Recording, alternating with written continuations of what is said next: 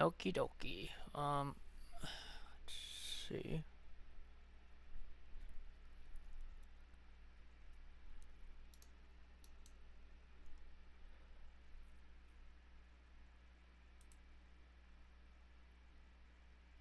What the frick?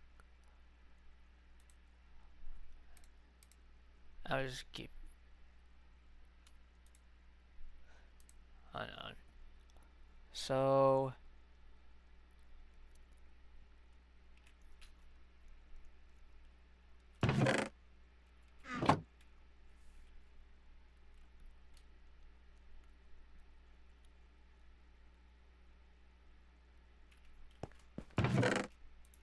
I don't need gravel.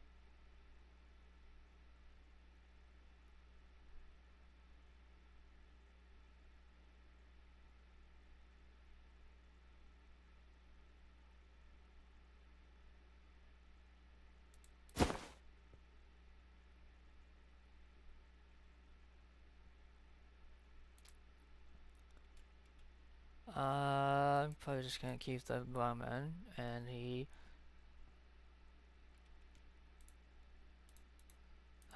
Let's do.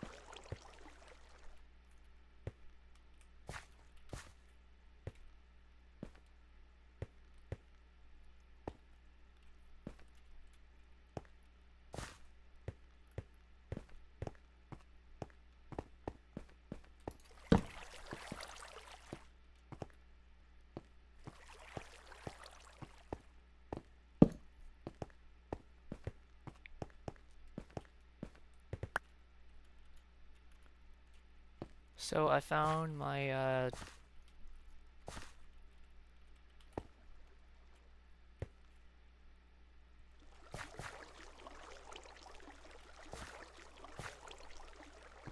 this place, which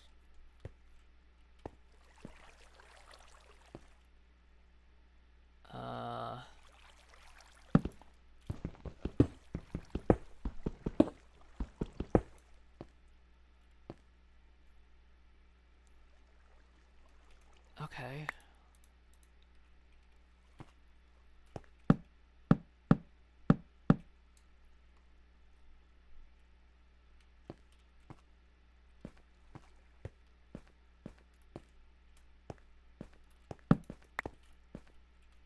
Oh.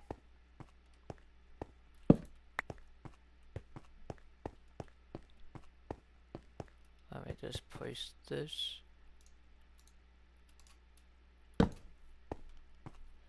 And we will be on that way.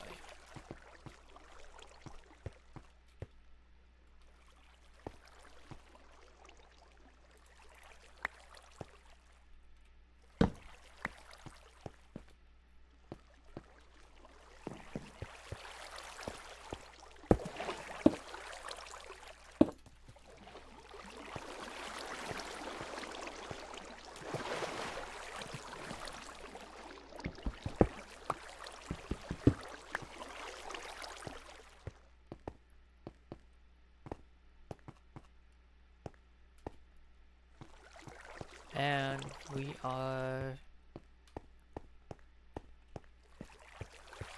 back. Let's...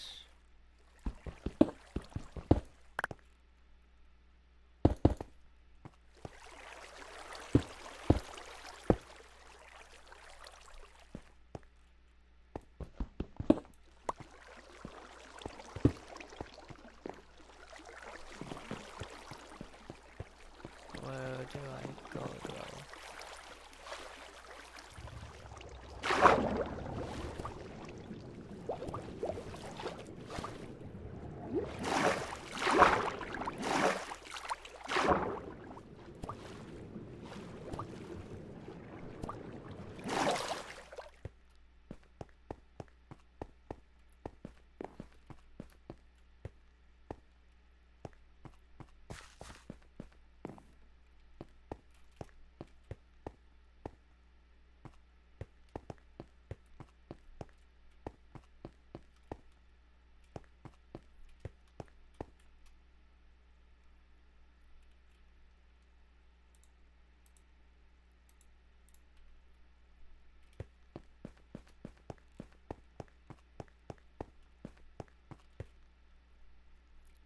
No.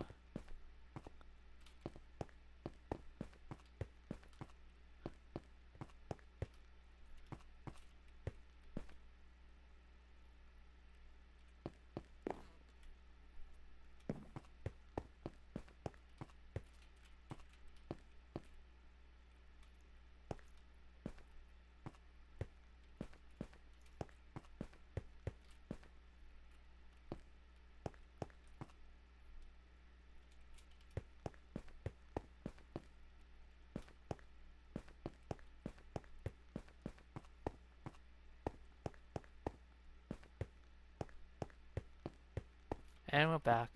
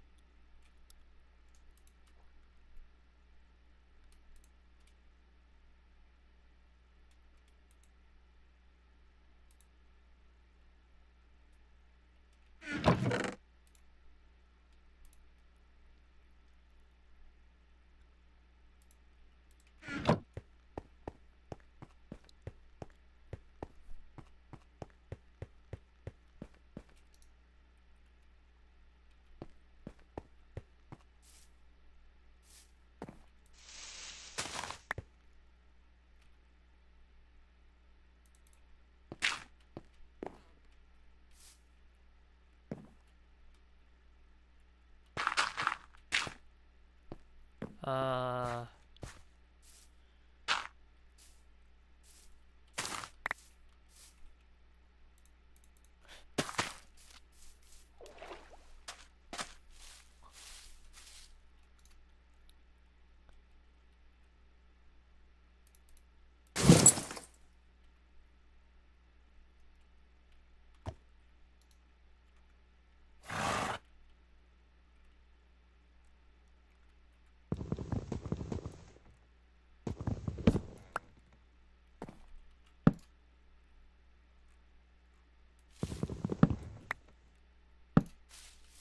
Okay, might be oops.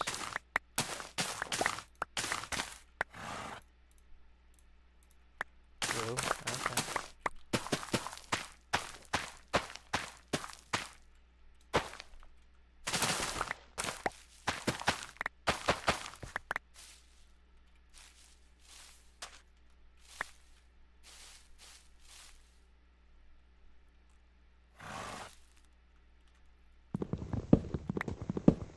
You don't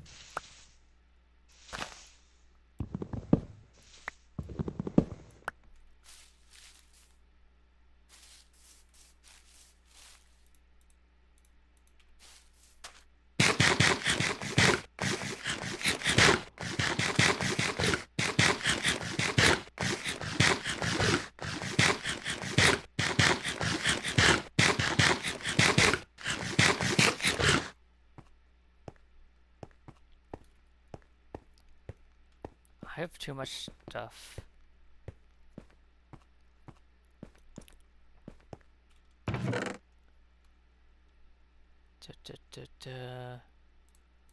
Music disc.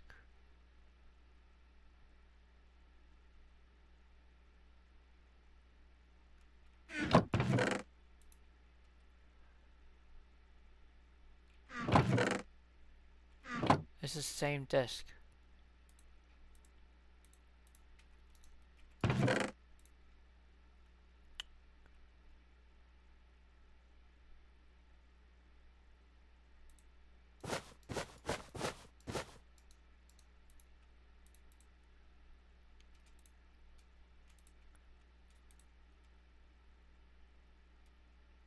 Oh.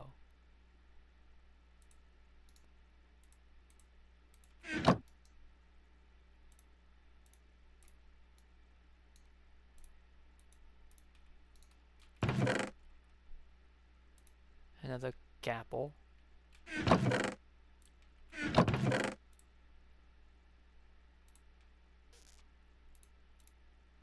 Oh, lapis is that one.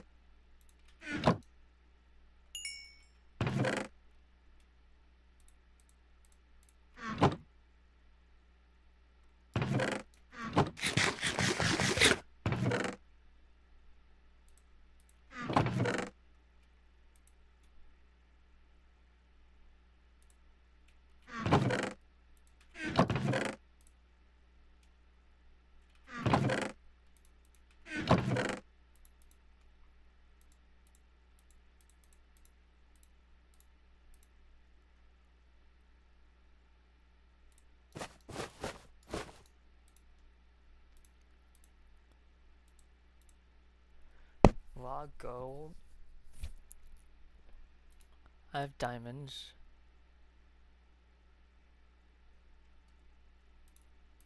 Should I use it for a diamond chest plate? Chest plate.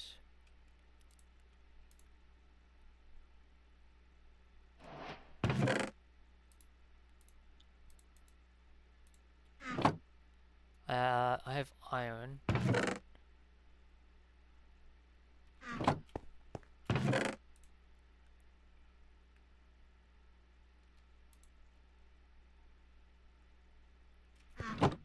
Spider eyes on that one. Oh. Where's spider eye? Spider eye.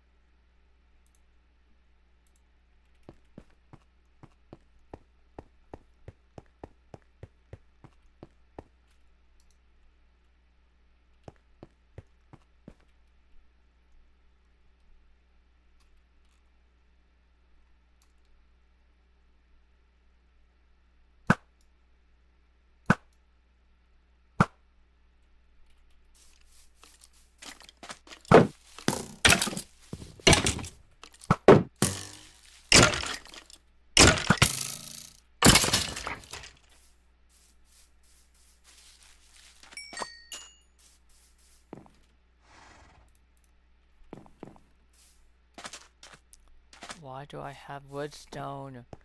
What is wrong with this stupid... Why do I have woodstone? What?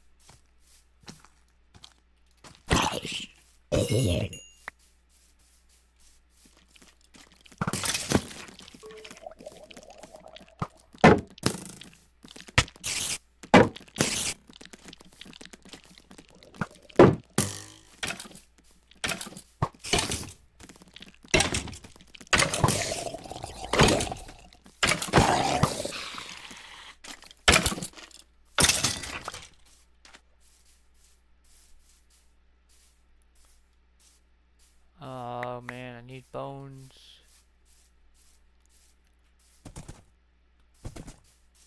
What the heck?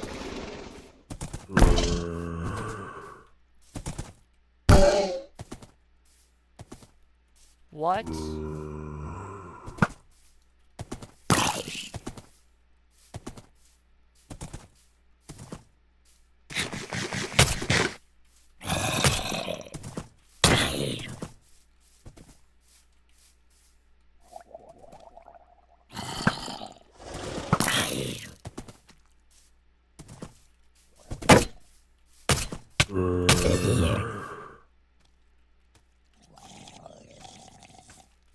Zombie horse.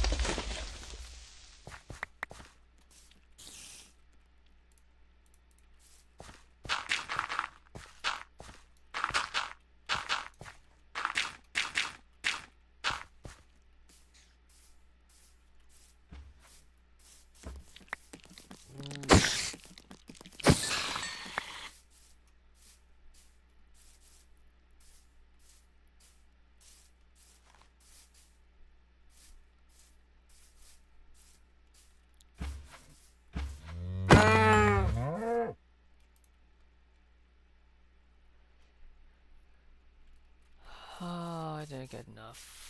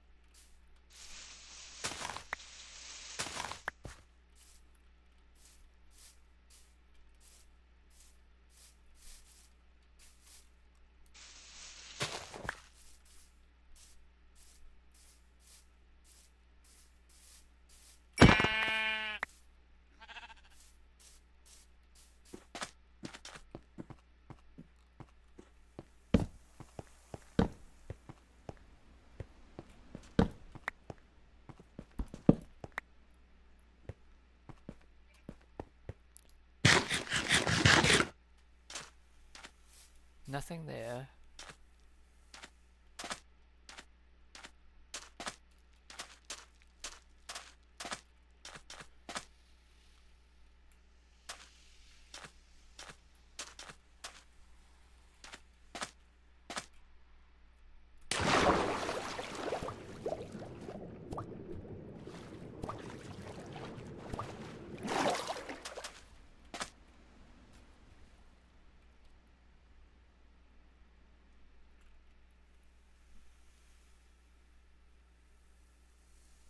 $62.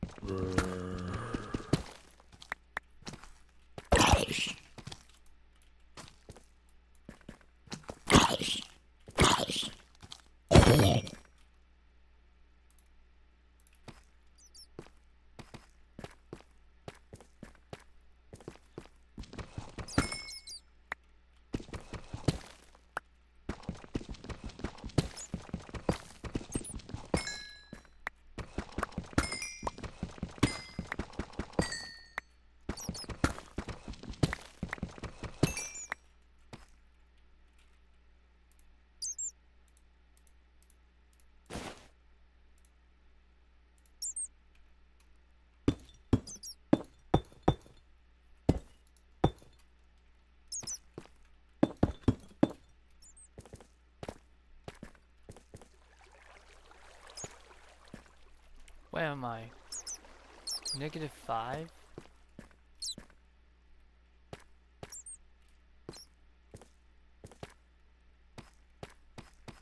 Lapis.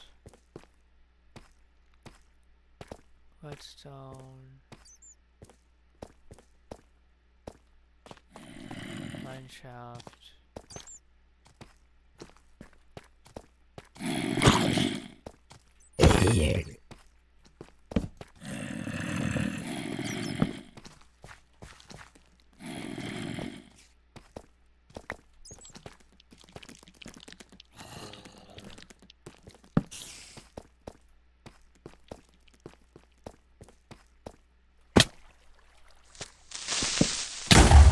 No! Me.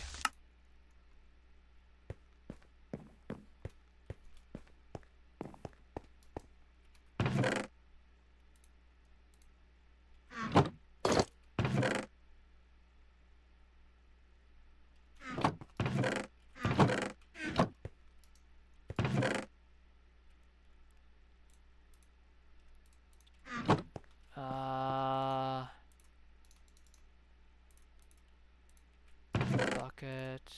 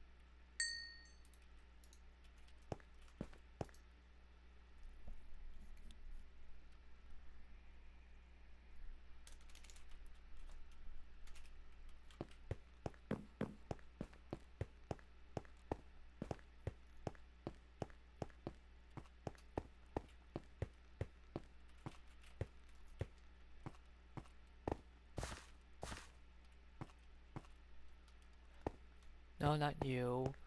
Go down. Go down here.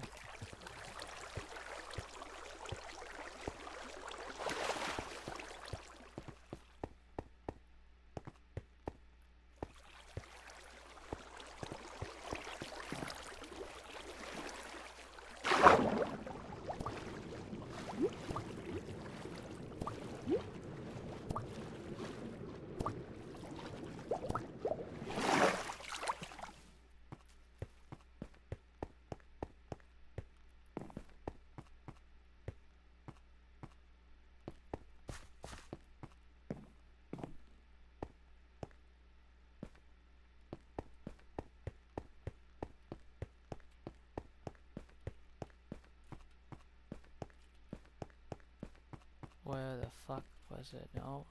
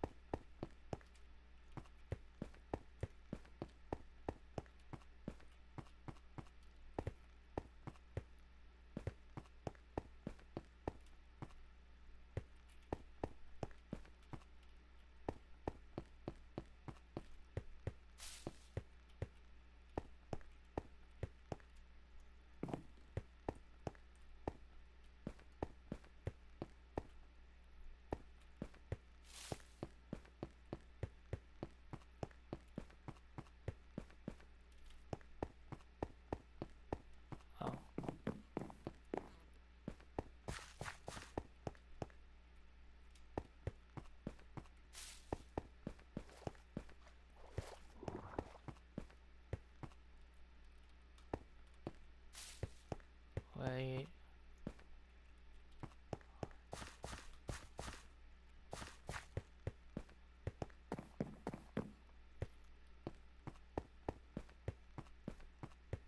I'm so confused. Where am I going?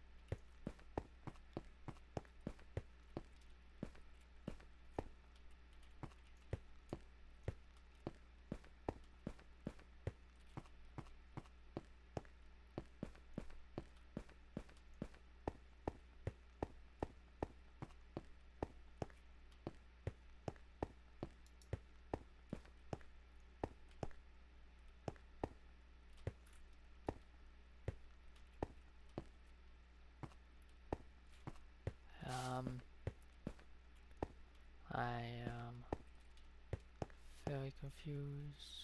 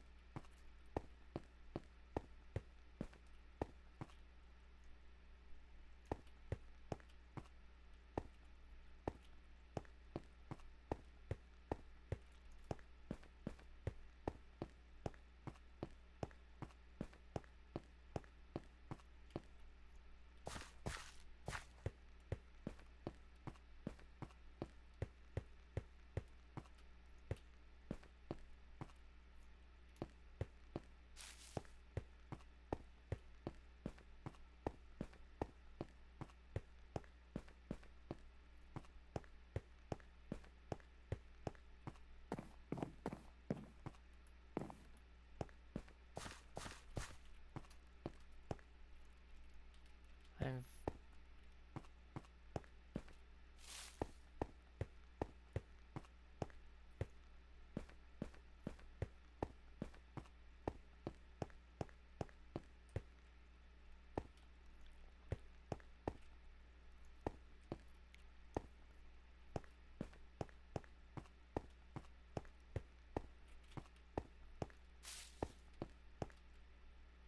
I remember this part. I don't remember.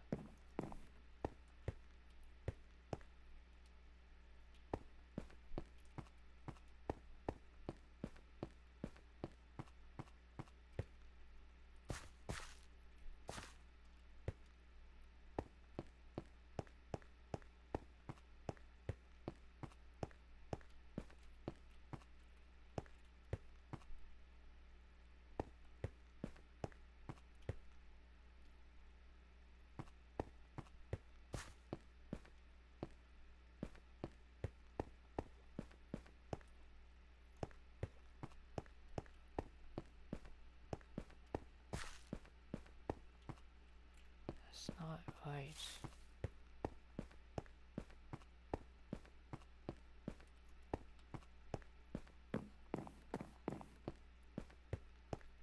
I'm just going in circles now.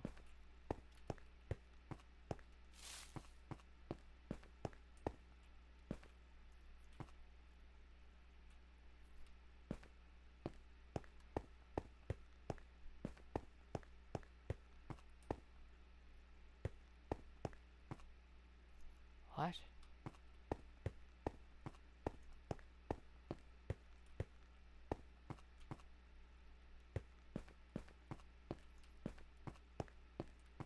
No.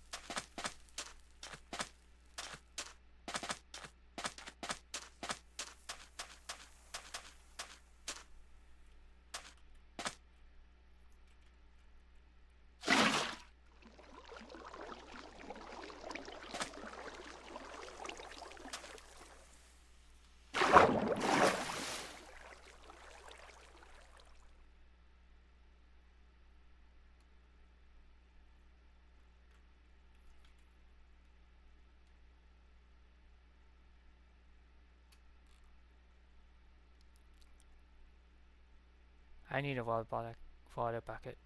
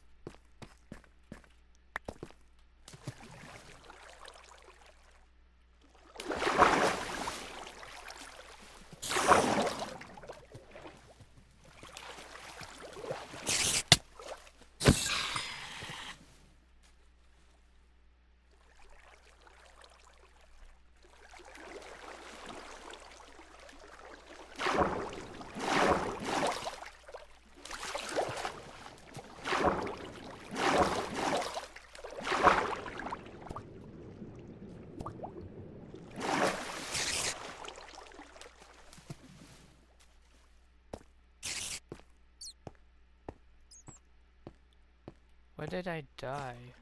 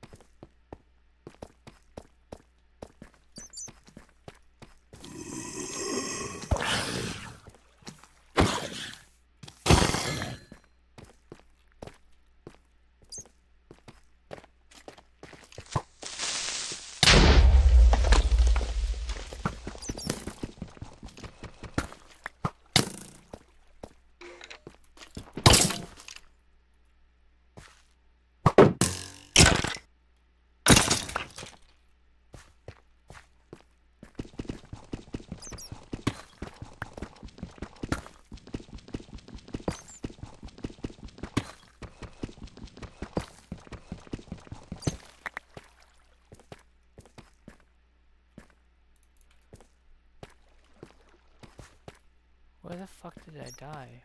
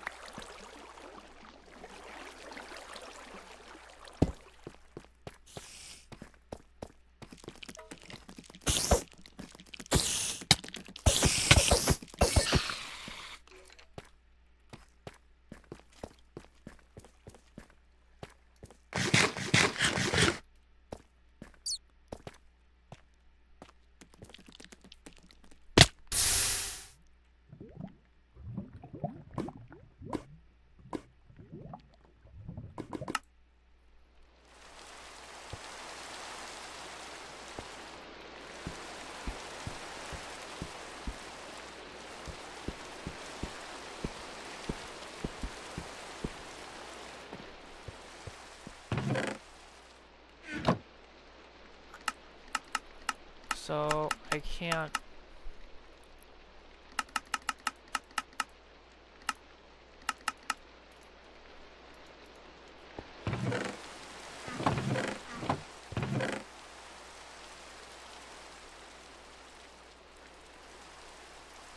What?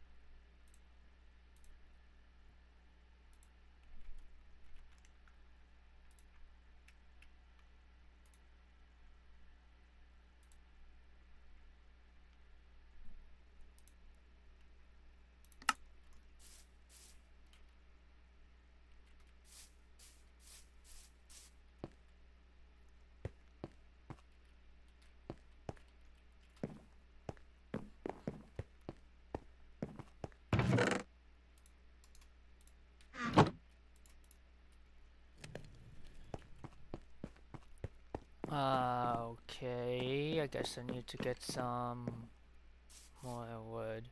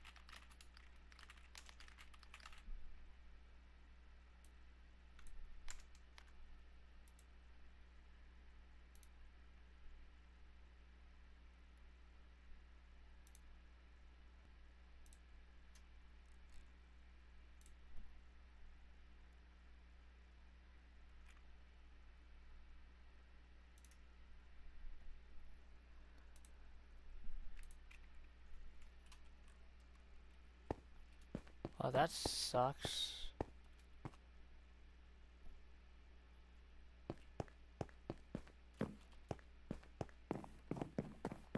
How do I...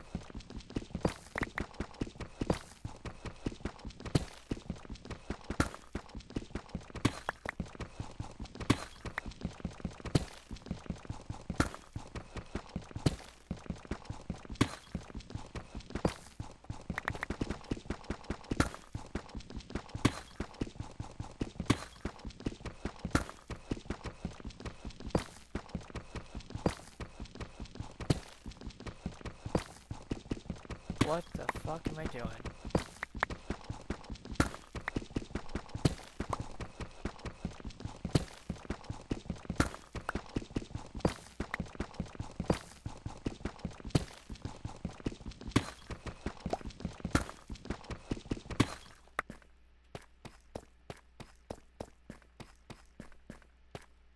I don't think you can strip mine anymore.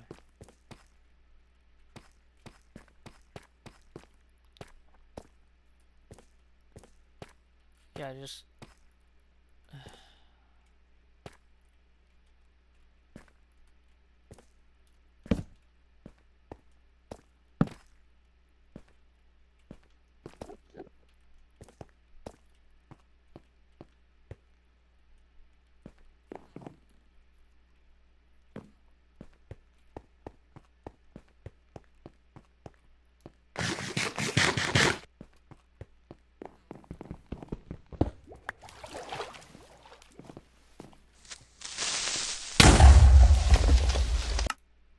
What?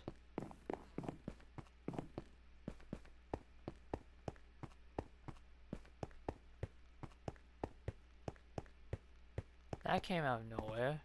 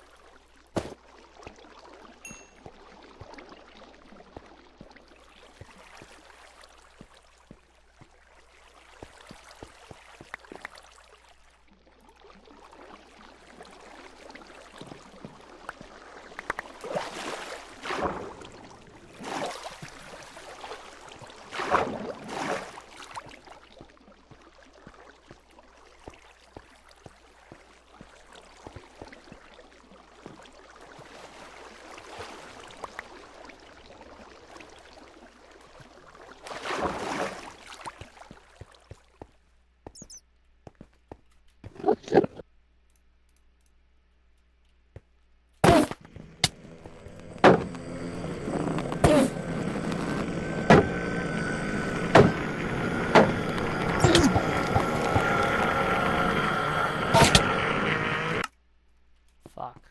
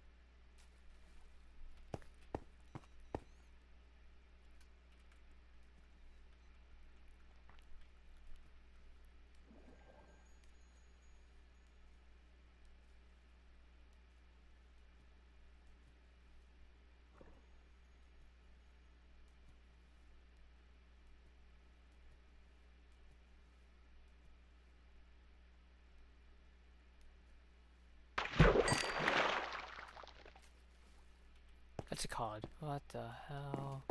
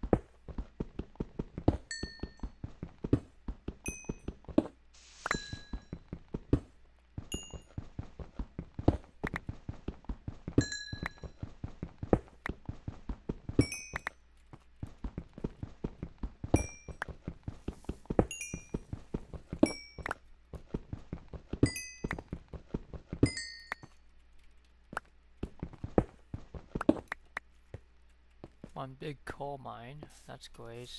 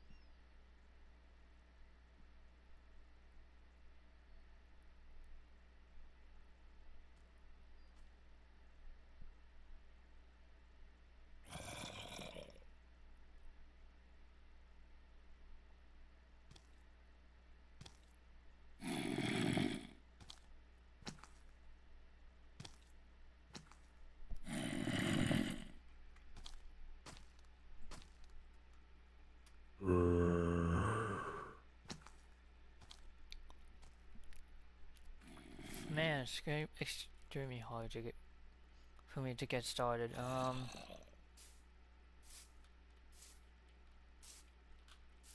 Yeah, this is not. That's not good.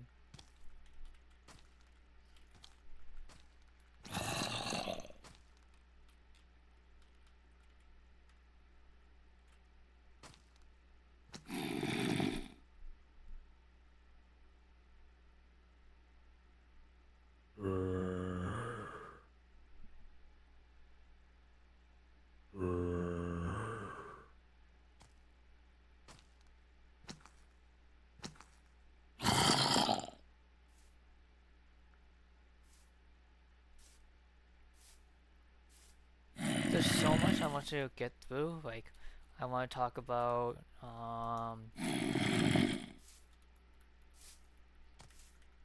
uh other things. So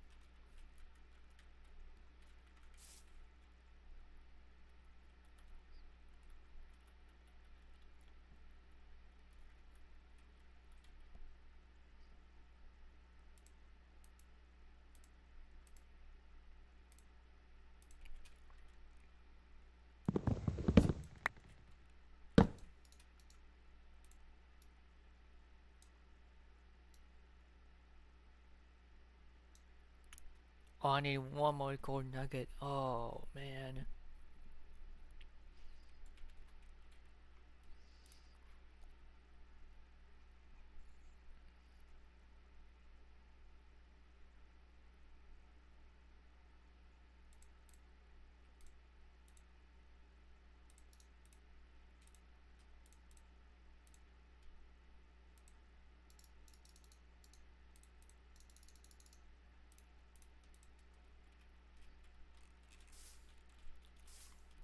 Uh, so I'm gonna go and start recording a video.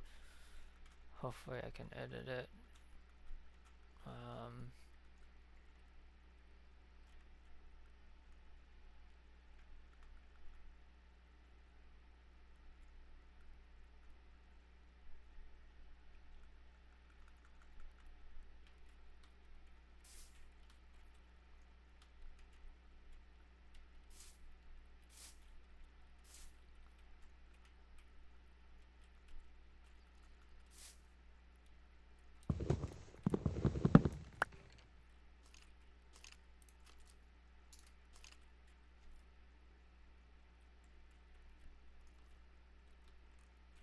shoot.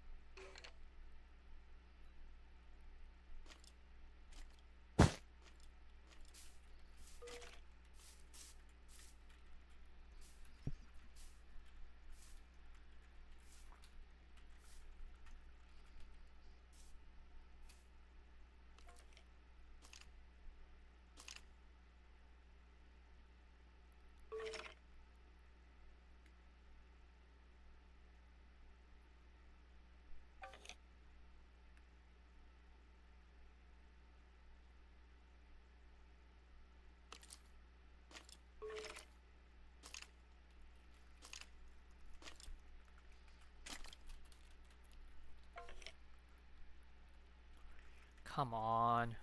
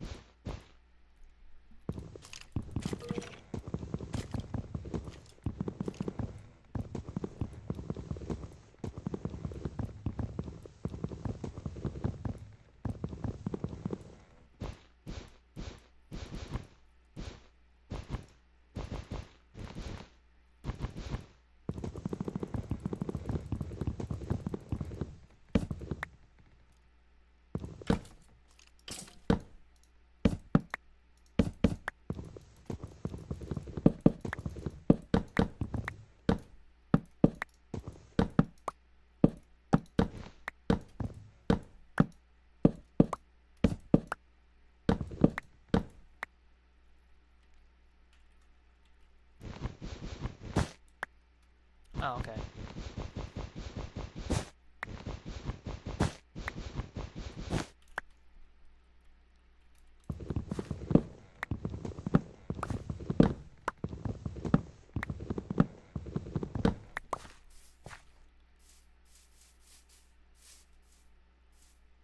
Don't want to go there.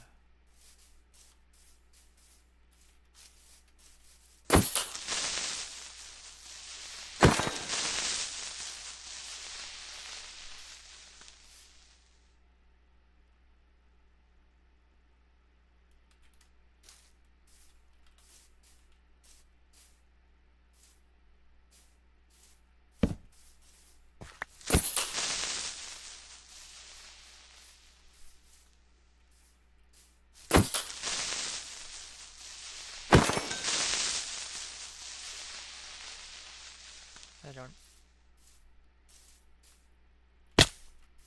Ow.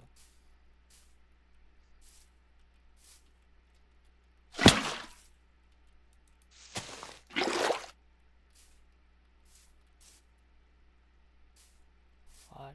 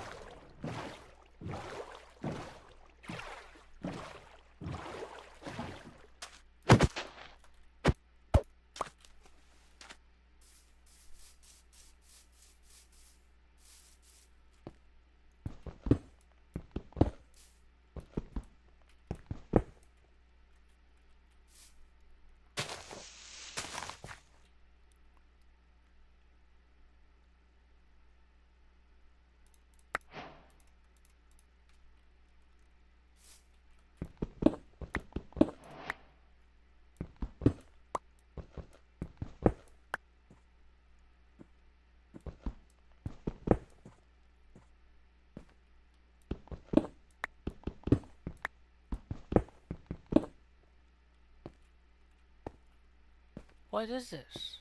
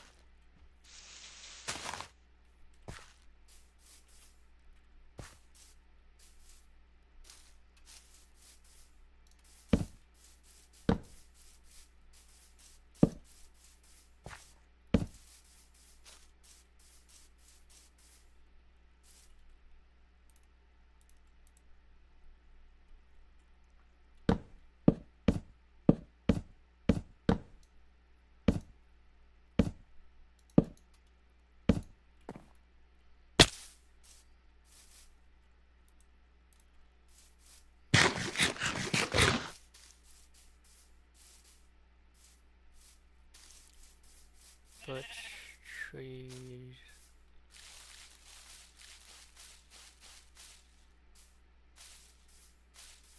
Oh, here we go.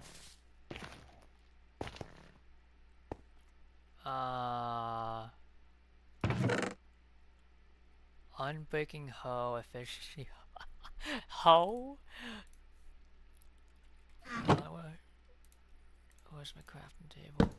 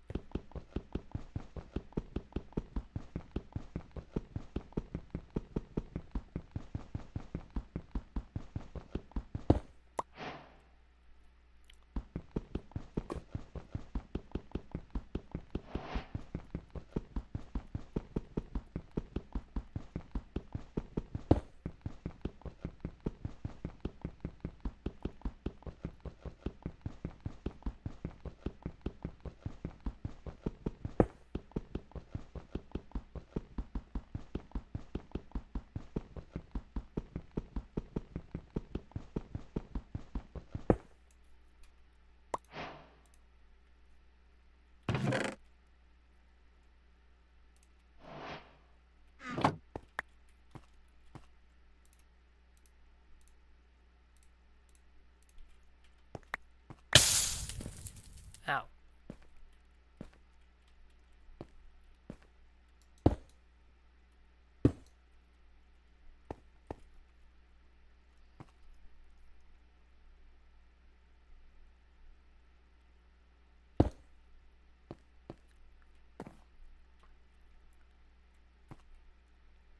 One, two, three. 1, 2, 3. 1, 2. Okay. Ooh, go back. Wait, hold on. Let's put this somewhere else.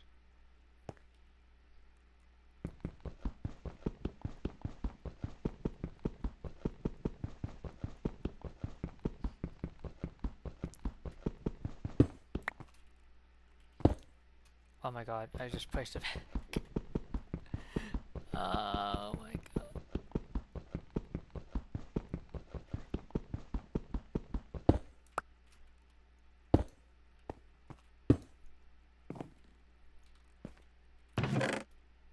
Flint, steel.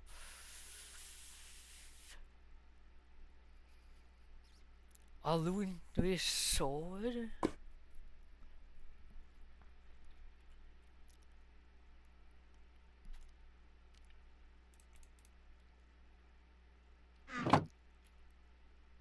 Oh no.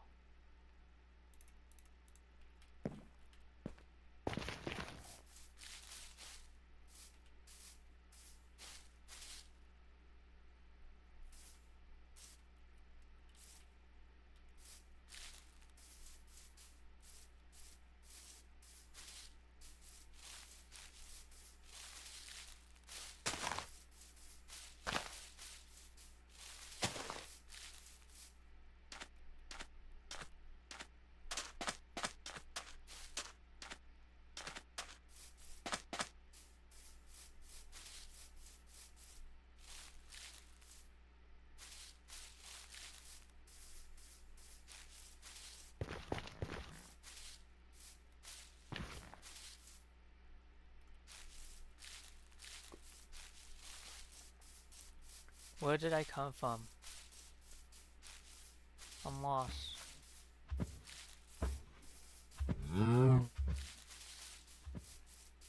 I'm lost.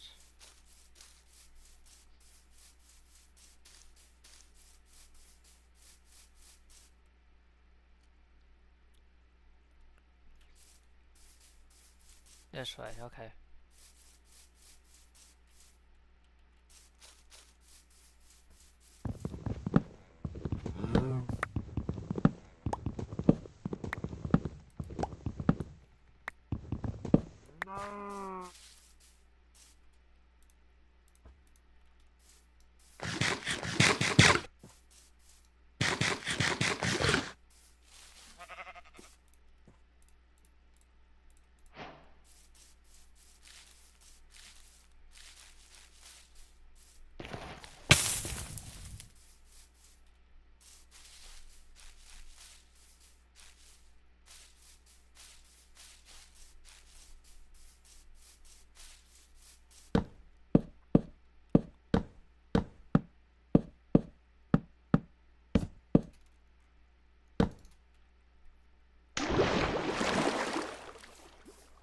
And then we're gonna do this.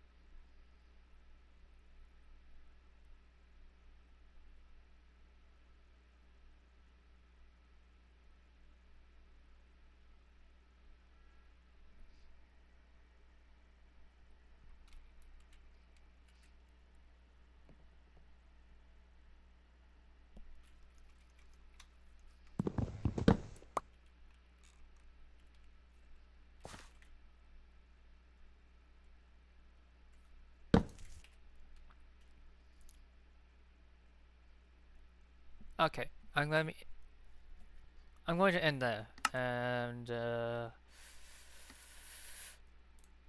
um, and then. Huh?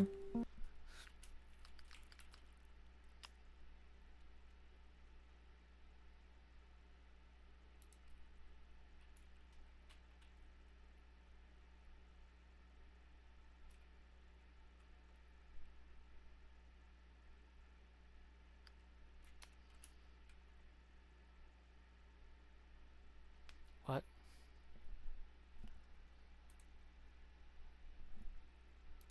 Biggest reports we have is Battlefield 6 has lost 90%. Yeah, you heard me right. They have lost 90% of its Steam player base since the launch of Battlefield 6. considering that it was one of the fastest franchise selling games ever in Battlefield history. Losing 90% of the player base is completely crazy. They were saying the reason behind this is because of a weak post-launch, poorly received Battle Royale mode, long gaps between seasons, and competition between Call of Duty. All of that is combined to add in the drop. But personally for me, I think there is definitely way more to this problem, the reason why we have lost so many players. But many of it I totally understand.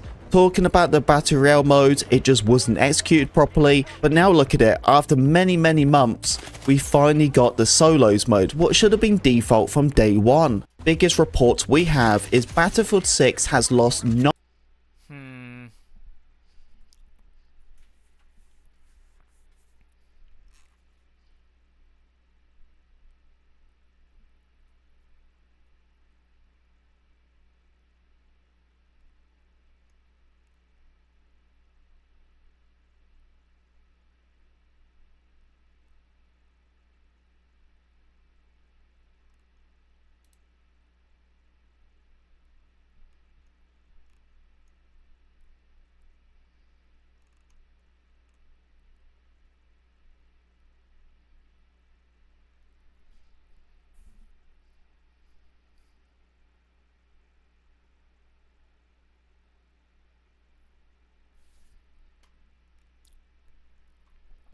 Is it okay,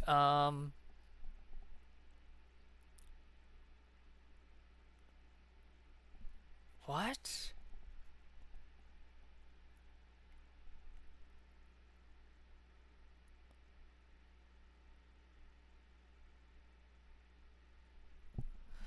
I don't know about this. Um, I still play because to me, even though it may be, these people are saying that it's COD-like, but to me, it's just COD but upgraded, so it's looks better than whatever COD is doing right now. So, I mean, sure. Like, I can get pretty bored of it too. For me, it's like a mind-numbing game where I just play it and then.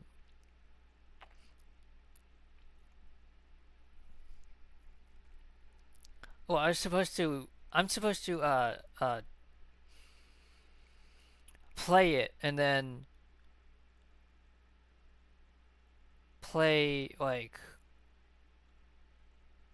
play it as like a chatting game. Like I can chat with people, except I don't have an audience to chat with, so it's frustrating. This is like it's frustrating. It's really frustrating for me because I like playing the game as a mind-numbing game to play with chat, and um it's not doing too well. Uh, I've noticed that I've noticed that it it was declining. A lot more people are using playing with bots, and it's frustrating because I would argue it's a little bit better than COD right now because COD is a little bit more just very druggy with all the colors and skins. So I don't. It's better than COD, but it's not obviously not by much. Alright.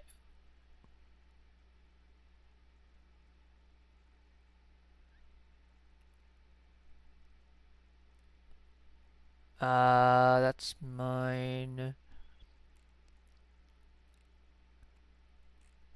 Alright, let's just search it.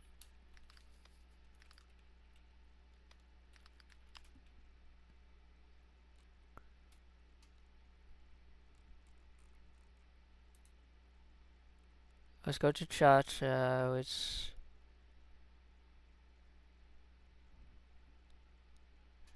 oh no, that's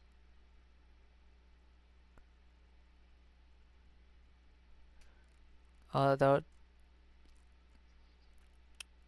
What happened?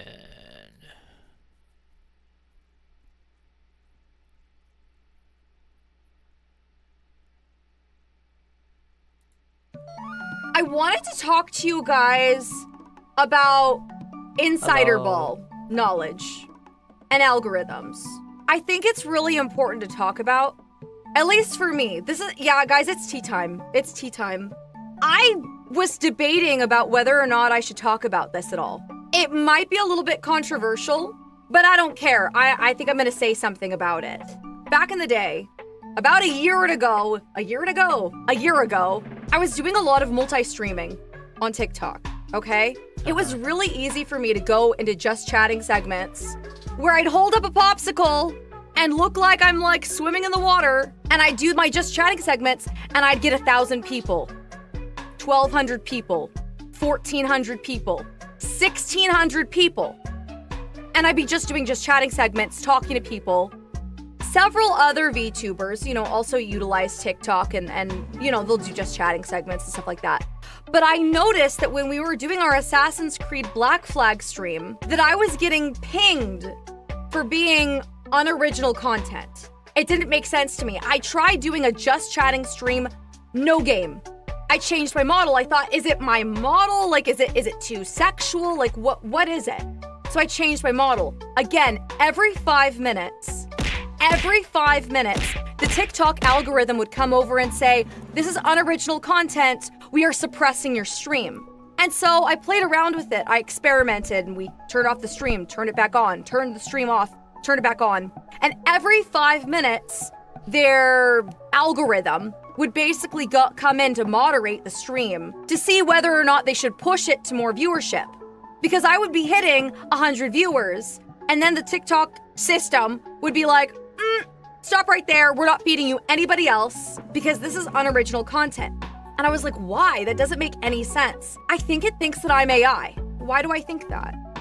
Why would that be a factor? Recently, for a lot of React VTubers, all of our algorithms have been crap lately. But it's like, why? Why is it that TikTok believes that we are AI? It didn't make a lot of sense to me. And so I was scrolling. Sens is another VTuber, and he's been on TikTok forever. And he got nerfed. But I noticed that recently he tried a flush tubing just chatting stream. And then bam, he was able to get 200, 300 CCV on TikTok. CCV being like the people that were coming to stream to see his stream. And it's like, oh my gosh, TikTok really is suppressing VTubing specifically. Again, why? I wanted to talk about what is happening in the VTuber space at the minute. I'm not trying to gatekeep when I say this, but let's stop and watch the video for a little bit. So this is Leaflet. She's another VTuber, and she is working on a AI-made VTuber model, and she's also working on an RPG game. So she's talking about the TikTok algorithm and how it flags any VTubing. I'm not on TikTok anyway, so it's different. So, but I'm on YouTube, and that does the same thing. It flags. It flags less, but it's like a blacklist for VTubers, and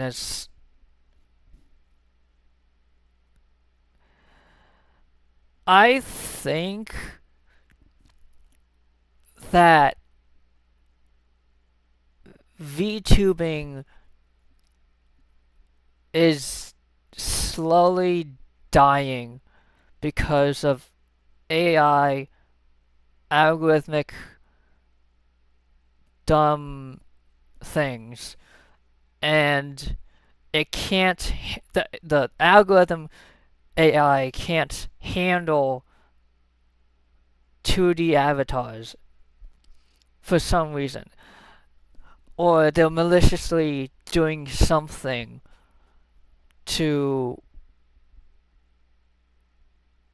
push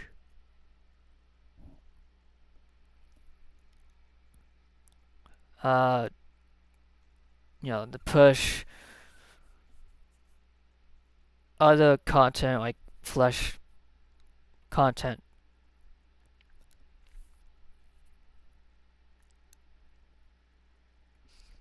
So using an AI system. Hey guys, Leaf here. I have an update. I was working on the project for a little bit today. The big things are, there are a couple new features I added. One of them was a little bit of smoothing, animation smoothing, so it pops a little bit now. It has a little intentional like jump that makes the animation switches feel a little bit more intentional, and I think it helps a little bit. And I also added a little bit of voice detection. I changed like how it detects so that it doesn't just cut out right away like when you're speaking, because when people speak, they usually talk in bursts, or at least I do. Some people also do that. It doesn't just automatically cut off if you wait like a couple like milliseconds between your next word. And then some other things I did was a little bit of smoothing for the emotions. So there's a little bit of changes there when going between emotions and stuff like that. Another thing I added was I added randomization. So now you can have multiple lead-in emotes and multiple outro emotes, so that you can run a random emote system where, say you wanted to, I mean, here in this case, I'll transmute my gun.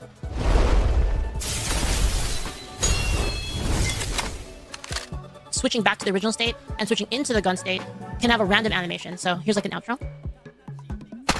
She drops the gun. So drops the gun and then transmute another one. And it's random, so it could play the same one multiple times, but here's another one. See, it plays like a completely different one. No wonder TikTok believes that 3D avatars and 2D avatars used in 2D are AI, because this is becoming more and more common. The ability that AI has to do this is incredible. And I don't say that to support AI, but it is incredible the ability it has to transform these 2D characters into something more animated and moving. But this is why TikTok is saying, oh, 2D VTubers are AI, because this is more and more accessible. This is not a bash on anyone, okay? This is not what I'm trying to say. I am not trying to bash AI. I'm not trying to bash Leaflet. I'm not trying to say any of that. I like supporting people. But I wanted to explain what's going on in the space for people that I suppose would be like wondering, why am I not taking off? Why is it that I am live streaming on TikTok or YouTube Shorts and I'm not getting audience? Is it because I suck? Or like, why am I not growing? It's because TikTok and YouTube at the moment, the current culture is AI bad. Because what they want to prevent is slop content becoming super regular. But like, even then on TikTok, slop content is becoming more and more regular for AI. AI content just, no matter. Yeah, YouTube Shorts too. Like, I see a lot of voiceovers, AI voiceovers. Like, this guy came in and scored a winning goal. His name, it's like, and it's like this AI voice.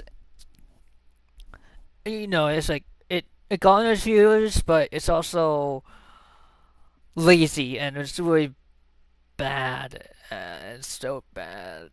Like they get the views, they get the engagement with comments, but what's the point? When you're when you're uploading shorts, you're not. You might. It's like it's technically educational. You're educating people on something, but it's also those errors, typos, maybe even misinformation, wrong name, wrong person. You know, like number 19 is Horn Cho, and it's like, no, it's Mo Gone. So it's like not getting the facts right. So that kind of stuff, like I understand how that I watch it sometimes because it's educational, I guess, but it's also extremely lazy. It's very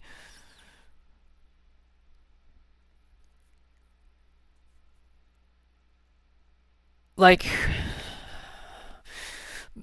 I don't know what to do. I feel like reporting it is too much, but you can't dislike it. But you can't dislike it. There's no dislike button. So it's like, what are we doing? What are we,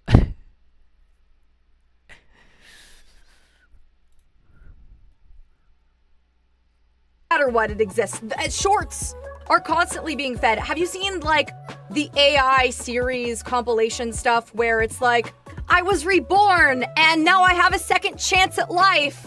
AI does make content creation more accessible, especially if you can't afford it. However, the current meta not only suppresses AI, but it's also suppressing VTubers in general. It's lumping 2D VTubers into the AI slop category. And that's why this is so topical right now. Because there are so many people who are trying to grow, you know, and basically by having this content more available, having it so much more easily accessible basically takes everyone and throws them into a sinking ship unless you have a pre-existing platform. Unless you've already built and cultivated. Yeah, I might change my content because might get into sports or something. But yeah, it's not doing too well. It's either you dox yourself by showing your face, or you're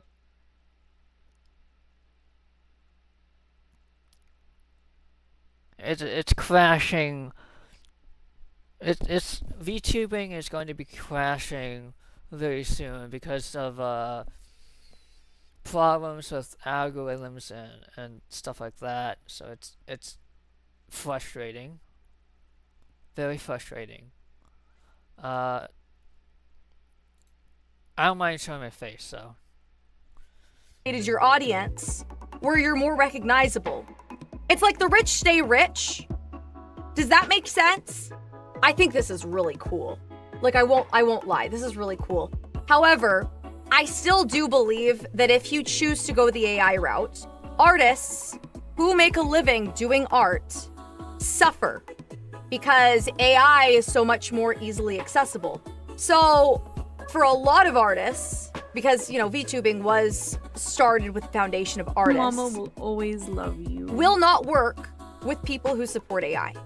So, like, yeah, it's not a bash on whether, you know, you use it or not, but it is an explanation of why, you know, artists, you know, abhor AI. And it's one of those things where, you know, a lot of artists will probably be out of jobs, and that's just the reality of it. And people are going to be bitter because of it. So the world of streaming in general changes immensely because of AI. And I do wonder where that will lead in streaming and VTubing, content creation, etc. long term. Because right now, the meta is, like I said, AI bad. But in 5-10 years, are people going to be saying the same thing? And why will they be saying differently or the same? It's very thought-provoking. And so this is just something that I've been thinking about lately, especially as I, jumped on to do a stream for like the first time in almost like a year on TikTok. I just think it's interesting that like so far over the past, I don't know how long it's been. I think it's the past couple of months where YouTube and TikTok has cracked down on VTubing. Even if you are modestly dressed, it's been flagging creators that make content as AI, and it suppresses and it prevents VTubing from being more widely spread. And I think that that's probably one of my frustrations as a VTuber, because I got into content creation hoping to be more anonymous, and it's because I have kiddos and stuff like that. But eventually I would like to get to the point where I do more IRL content creation. But not everyone has that luxury. I do care enough about my anonymity that, I want to keep my kids safe, and it's a hard balance. That's why I appreciate VTubing. I will say that I find it disappointing if VTubing overall was suppressed. AI is gonna be more prevalent and crazier and more impressive than ever. Like I said, this, when she starts transmuting her gun, it is so impressive. Things like this are only going to become more prevalent. It just makes me curious of how this will transform content and how it affects VTubers in the future. I don't think VTubers gonna like from what I've seen in the future, it's all even the AI is going to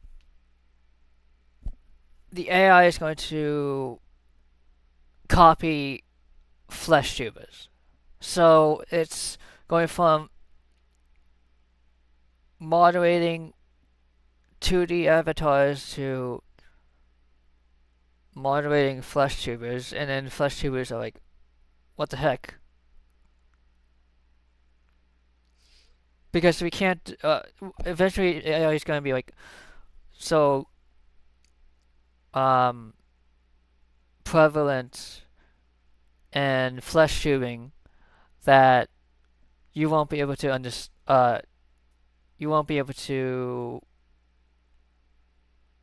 detect if the person is AI or not. So, yeah, that sucks. So, this is just probably for the future of this channel. I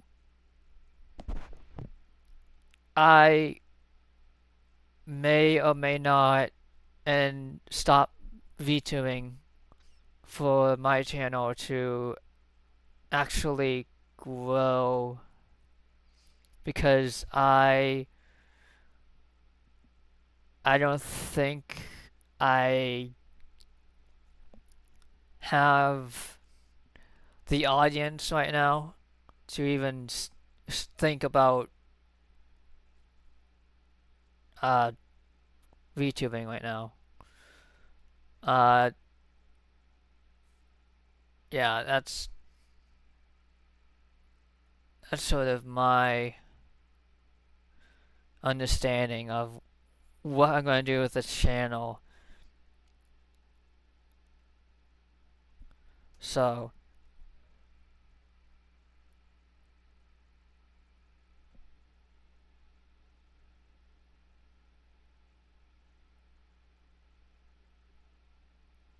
yeah.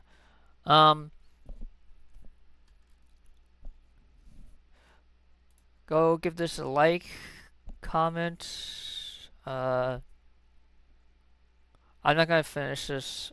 I already watched it. So, but it gives me something to talk about. This is Chasha V Mom.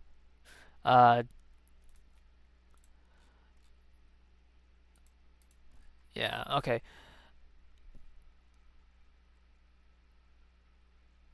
Um,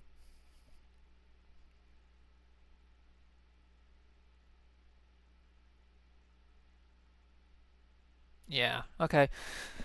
Let's go and watch another video. Let's go and watch another video.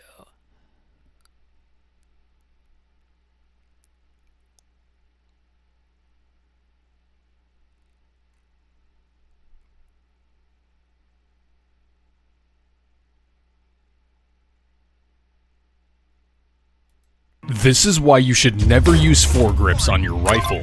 While video games tell you that adding a grip reduces recoil, real-world shooters like Joel Park, Nick Young, and Lucas Botkin are teaching students to ditch them entirely. Here is why big grip propaganda is lying to you. Wrapping your hand around a vertical grip or hand stop makes you want to fight the recoil, acting as a literal lever, torquing the handguard left and right. This creates uneven rearward pressure, actively throwing off your shots. Even worse, these accessories make it a nightmare to brace against barricades. Without a grip, your support hand naturally locks into a clean C-clamp, pulling the rifle straight back into your shoulder pocket for maximum consistency, especially at distance. This online debate has drawn the line between competitive and tactical shooters, with their grip preferences depending heavily on their use case. This take has definitely ruffled some feathers, but what side are you on in the grip war? I don't know. I've never shot a gun before.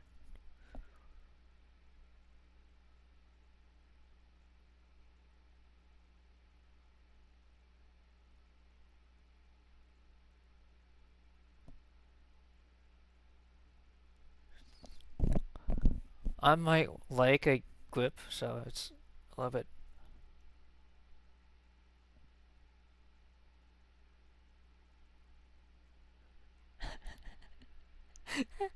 You say this, but we all know gripping a cylindrical object is natural for you.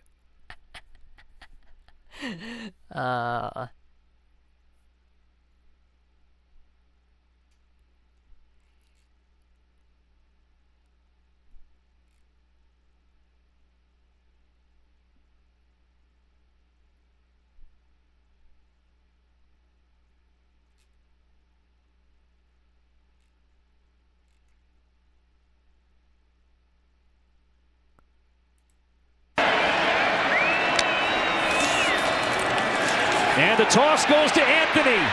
Vinny Anthony, first down and more. Inside the 30. 18 yards, and the Badgers move the chains. Great play call, because look at number 4 there, Anthony Jones. He's the guy that has contain, and he just completely gives up that contain, thinking he's going to make a huge stop on third down. That's where play calling comes in handy. Phil Longo, knowing what the defense knows, that's probably not the place to go with the football. It was Alexander Smith behind Williams. Like you said, Young Meta was in front. Another punt. Anthony on the return. Got away once, twice, still not down. Vinny Anthony still going and wrapped up near the 40-yard line. The Hoosiers had a couple of chances but could not complete the tackle. In the end, Vinny Anthony. But because Pauling had those arms extended, never had a chance to get up there and knock it out. Picked up 5, first down from their own 39. Again, Tanner Mordecai to throw and complete inside the 30. Vinny Anthony. Anthony's going to be on the deep. And Vinny Anthony just waiting to break one of these loose for Wisconsin. Low kick. And Anthony will field it on the run. Stutter step. Anthony reversing field. Anthony gets across midfield and shoved out of bounds at the 40. Has won 21 straight. Who's going to be special teams? Branch? Is Branch going to be special teams? Like, or are they going to rotate around the receivers who punt return? Oh man. Great games when they've led by 14 points at any point in the game. The only time they've blown that kind of lead, about 4 years ago in the Big Ten championship game. This is Vinny Anthony. He takes it out to the 30 as we take a look at the Bowl Challenge Cup standings. Now the Badgers aren't going to hold that fumble away from Malusi. This is Van Dyke racing to his right, throws on the move. It's a beauty! It is caught deep down that sideline. It is Vinny Anthony. All right, partner, can we put the brakes a little bit on? Can he push the ball downfield vertical? This is exactly what we saw him do in a different uniform. Lock, sideline throw, and caught. That one may have been deflected, but terrific concentration by Vinny Anthony. Vinny was about to get popped, too. So not only the concentration of the outstretched arms of the defender in front, that's Sabb.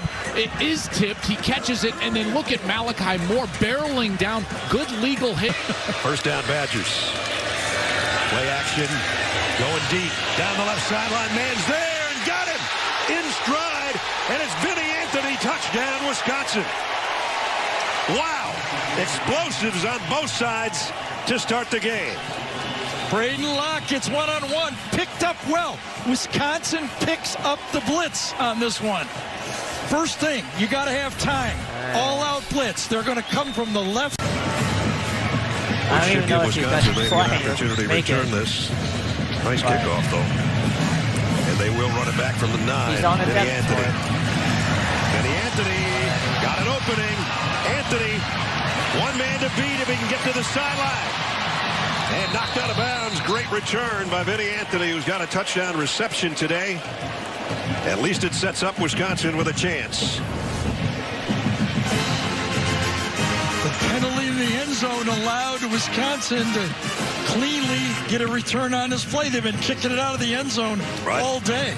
You know, football's hard enough when things go well, but they're beating themselves with the penalties. And here's Locke throwing, and he makes a layered throw, finds an open receiver, running to the 10, and in, score, touchdown, Vinny Anthony. Involved, he showed some great explosion. Watch there at the top of the screen. It starts with the read option fake. And as Braden Locke's working his way out towards Nyland Green, it looked like Nyland Green got lost. He didn't know if he... I mean, it looks like he's one of the best wide receivers in that team. Should come up in... Year and a half now, dealing with some drops lately. Locke again airs it out. Sideline, it is caught! Inside the 20. Yeah, he looks very skinny. So with a small frame, might have been a factor in the draft. His might also be a speed too. He might be a little bit slow for going against like really good cornerbacks. So obviously he won't be against like a good quarterback, but he'll also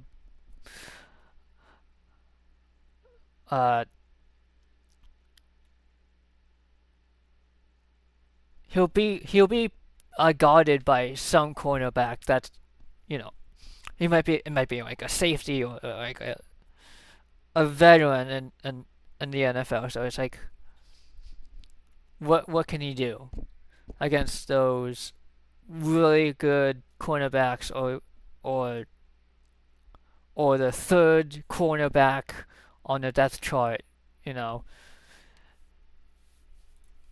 So 20-yard line. Vinny Anthony, the speedster on the outside. They're really finding something again, with number 8, Vinny Anthony, going back to the... He might not even get onto the roster. So it's... We'll see in the preseason how good he is. Oh, I can't wait. USC game, he had a big 60-plus yard touchdown. Pads Crackett and great defense. Locke to pass, looking middle. Going deep. Caught! Inside the 5-yard line, Vinny Anthony. Another big strike for the Badgers. Man, they're going to have to start calling him Big Play Vinny, man. This is his third straight week where he's emerged. He's been the go-to guy in the back end of the defense. Great long speed. Next week, they've got Penn State. Right. I mean, it's the back. You look at the back half. Penn State, Iowa, Oregon. But again, Vinny Anthony on the return. Anthony still on his feet, getting near midfield. He's past midfield and brought down by his shoelaces. The stress they put on it. The mentality of flying to the football. 3rd down and 10 for Locke. Underneath. Anthony with room to run. Anthony's got speed across midfield and across the 40. He's shoved out of bounds by Castro. Yeah, it's man coverage, so there's a crossing route, and Anthony gets lost. It looked like the corner, Jamari Harris, kind of thought he was getting help on the crossing route and turned him loose. And Anthony took advantage and a nice read by Braden Locke. Play action over the middle. It's right back to Anthony and gets it inside the red zone. Again, the line's blocking run. The quarterback is reading if there's too many people. Now these guys are inside. He throws the football. Super athletic. Keywords there, relentless effort. You see it every play. Another shot down the sideline. Caught! Vinny Anthony takes the top off the defense. Braden Locke does a nice job of keeping the safety towards the middle of the field and then gives Anthony a chance. He's their guy who can do that, especially with Bryson Green. Trying to mess with the looks of the Badgers offensive line. 2nd and 3. Locke again across the middle, first down. Anthony still on his feet, looking for the sideline. Vinny Anthony out of bounds inside the 25-yard line. Anthony making Husker miss time and time again. Vinny Anthony is the total package. We mentioned Will Pauling leads the team in targets. Vinny Anthony is second, and how he started to earn his role was as a deep threat. How does Wisconsin need to respond here tonight? The biggest thing for Wisconsin is finding a way to handle that pass. Anytime you ask about matchups, it's always going to be serve and pass, especially in this one with how good of a serving team Nebraska is. Wisconsin has to pass well to use that good offense. Nebraska held them to their lowest hit percentage. Locke going deep. Anthony's open. Caught. Touchdown, Wisconsin. Deep threat. And Vinny Anthony with a score.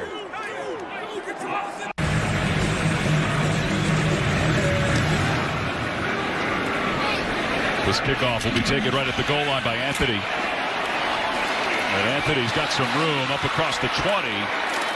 And he lowers his shoulder to the 28-yard line. Kahuna goes in motion. Locke to throw again. Locke toward the end zone. Locke has a man. Touchdown, Wisconsin. Vinny Anthony, his 4th score of the year.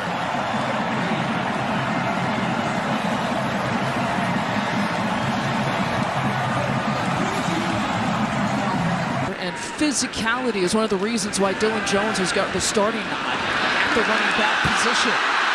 A PK!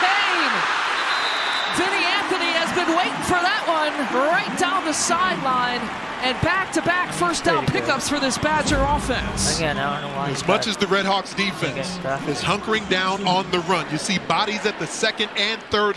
Eugene Hilton is checked into the game. Young freshman, they like him. Here's an end around. It is touchdown, Vinny Anthony. It was a good 14 yards example of that. Going lateral, Dupree with the fake, and then on the end around. He just hits his head on the goalpost, man. That's great execution right there. And especially after that first drive, you're thinking, oh, this is going to be a little change of pace. Right. Quarterback scenario. Oh, Vinny Anthony wide open. Did he get a foot down? Yeah, that left foot got in. That's a nice job by him. Well done. Don't tap it on the sideline. And look, here's Wisconsin's offense. We talked about it at the end of the first half. Great story, Jenny. Thank you so much. First down at the 13. Simmons. Oh, he's got his receiver at the 40. Vinny Anthony. I've been telling you, these Michigan corners have been sitting on the routes. Nothing has been down the field, so it's a double move, an out and then an up. Zeke Berry bit on that out route, and then they've got space to go down the field. Good adjustment by Vinny Anthony. That ball just on. Nearly perfect football for them to have a chance. Yeah, I just want to tell you, Tim, that Oregon offense, I think, was surprised by those freshman starting linebackers. Yeah. And they didn't understand their speed and intensity, and they're starting to figure it out now.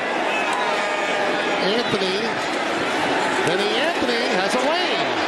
And he gets it out to the 33. Really, really important when you consider the potential for a bye week, too, here. Vinny Anthony on the return. Got a seam, and he's out to the 35-yard line. They don't necessarily have to overreact to them in spaces quickly. Gonna hand. Oh, got a little play action. Another one of that eye candy, and it's Vinny Anthony who will take the rock and take it for 6. Touchdown, Wisconsin. The ball fake at the mesh threatens them vertically, and then horizontally you get to pitch on the reverse. To one of the fastest playmakers, the Badgers. 3rd and 6.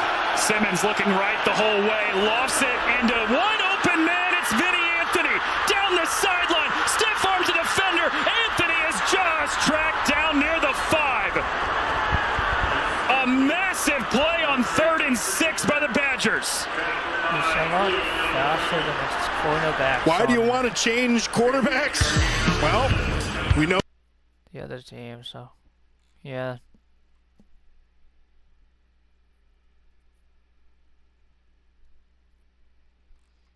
Nice. That was nice. That was nice.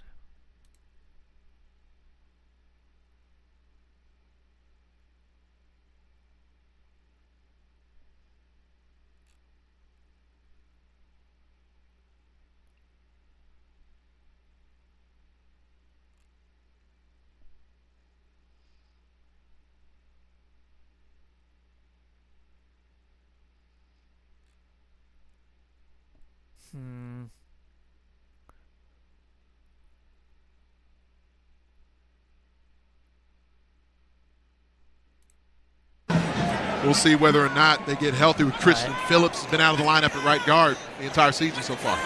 This is 3rd and long. They need 13. Childs has all day to throw, and a great throw to an open tight end, Jack Velling. He is caught from behind the Spartans. This over route by Velling, where he starts in the slot, defenders lose sight of him. Aiden Childs, all kinds of time. Schuster throwing, sideline ball, and a nice comeback and a catch by Velling, who's been really important to this offense. His 5th catch to lead the team. That one goes for 20. Yeah, and he was the 2nd leading receiver coming into this game tonight. Now 1st and 20. Childs has time and a man wide open in the middle of the field. It's Jack Velling playing in this game after he was carted off the field last week, taking a massive hit. This one goes for a 1st down. Now Childs is running around and making decisions here, and he's doing it under control. They're only rushing for it. He pushes up there. Pitts. We have Pitts. 3rd and 9 for Michigan State. We have Pitts. There's Velling again. Plenty of room for Velling. Velling down to the 15-yard line. Knocked out of bounds by Kaj Sanders, and it's another 1st down for the Spartans. And this is kind of who Jonathan Smith was when he was a play caller at the University of Washington, and his play caller, Brian Lindgren. They get you going with the run, and then they move people around. Velling, you see, just does a great job getting caught in the wash. Glover does a good job of not being too demanding. We already have make a miraculous comeback here. We have Warner. So beat we up have on that right side and defense. Childs has a wide open Jack Velling. If the pass was a little bit in front of him, that's a walk-in touchdown. But nonetheless, another 1st down and another catch for the talented junior. Velling lined up in kind of a wing position there and just runs a seam route, and no one ever picks him up. Velling 8 touchdowns last year at Oregon State, not this year. And now he has one. Jack Velling in for the TD. Michigan State with a desperately needed score. They're really great at movement plays when they get that kind of thing going. Parachek going one way, Velling. He's not a lazy route runner away from the ball. He does a lot of those things to be a true, complete wideout. 3rd down and 7. Childs, all the time in the world, and there is Jack Velling, and they can't tackle him. And the tight end has a 1st down and is in the red zone. Well, welcome back. And this right here from Aiden Childs, guy, this is graduate level play. Playing from the pocket. That's the pocket. Watch Jack Velling. He's going to come sit right over the ball. Aiden Childs Last year, he was running out, feels a little bit of pressure. Not this year, slides over one, up one, delivers a strike, they get a first down. How about sitting in the pocket? There's a great angle right here. Watch him sit in the pocket. He understands there's pressure, he slides over just a hair, but it's gonna keep the edges honest. Second down, Childs pumps, looks, throws, Velling, and he brought it down. Another first down on a tough catch. The tight end, he's battled some injuries, Yogi, but they really feel like he's getting into form. Yeah, they do. Last week, similar play in this. Oh, boy. Childs gets that out quick. There's Velling, and he's down to the 2-yard line. And with 7 seconds, Jonathan Smith will use a timeout. Ready for the push. Instead, they're going to roll it to the right and throw it to the end zone, and touchdown, Jack Velling. They faked the push in green and white. The question is, did the ball cross the plane? Let's see right here. He catches it. The big fullback, Jake Coyne, 44, is in. Frazier dots the I. Play fake. Back in the end zone, caught, touchdown, Jack Velling. His 9th catch of the season. This one is a touchdown. His second behind of the year. This is really good by Velling. This is that spider 2 wide banana. Milivojevic. And that's caught by Jack Velling. There was pressure coming off the edge. Velling got bumped in the route, and they find a way to pick up the first. A triple tight end coast option. This is a little Y option right here. It's going to be out and then up. Moving a chance. Triple tight end. Deeper down the field, and Velling makes a twisting catch. His play. Watch Milivojevic go to work. He's high-low, and Watson 3 has closed hips, lets the ball go to.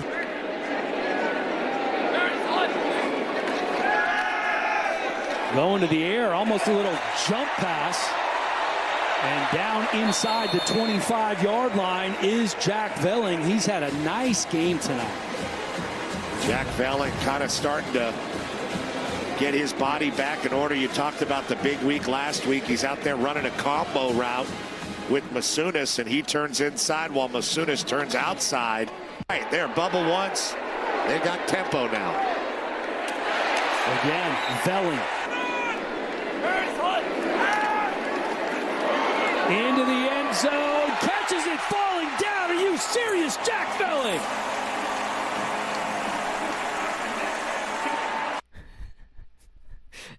Well, where is he going to play? Is he going to play as a third tight end, or we already have so many? We have many tight ends already. All right, I guess we'll see in the preseason. how Velling does.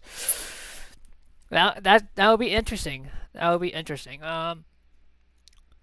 Jack Strand to Velling.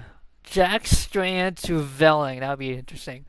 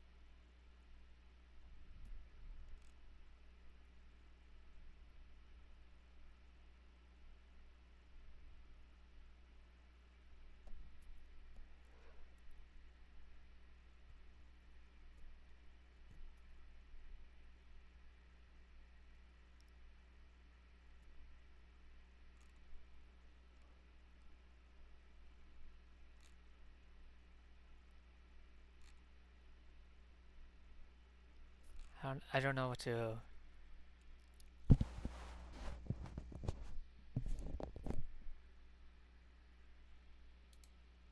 The Atlanta Falcons finished the 2025 season with an 8-9 record and missed the playoffs for the 8th straight year. It was a very up and down year for the Falcons, as there were times where they had incredibly high highs, like beating the Bills by double digits on prime time, or beating the Rams on prime time in a game where Matt Stafford threw 3 interceptions, or even the Bucs win on Thursday night in what was a Kyle Pitts highlight reel.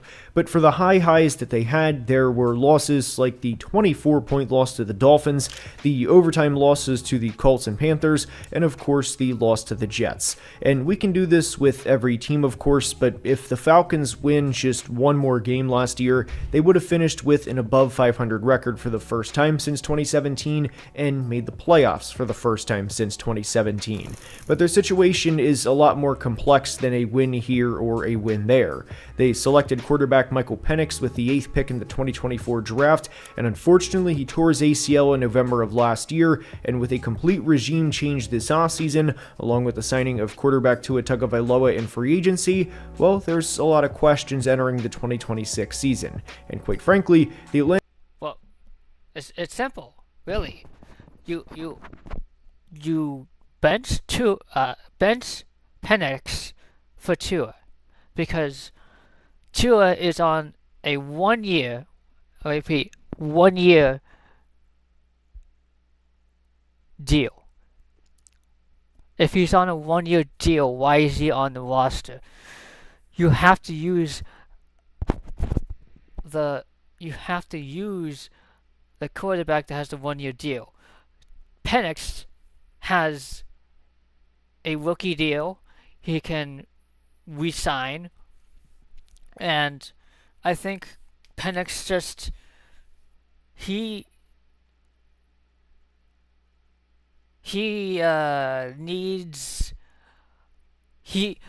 one of the things that he had problems with was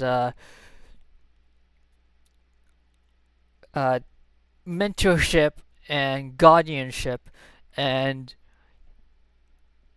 it was mostly mental on how he played.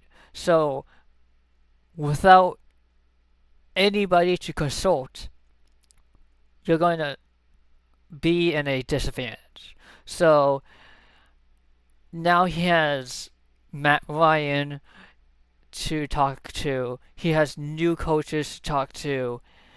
So he's going to relearn the system slowly this year and heal up, and then because Tua is going to be playing this year, and then he's going to come in next year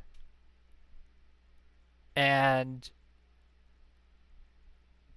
get us to the Super Bowl. Atlanta Falcons are in a difficult situation. They're not doomed, but they are in a tougher situation than they'd like to be entering the new year. And we're going to break everything down regarding the 2026 Falcons. And if you could like the video before we start, a football will appear when you do and would be very much appreciated. And with that preface out of the way, let's begin! And we are starting today's video by discussing who the Falcons brought in this offseason and who they lost this offseason.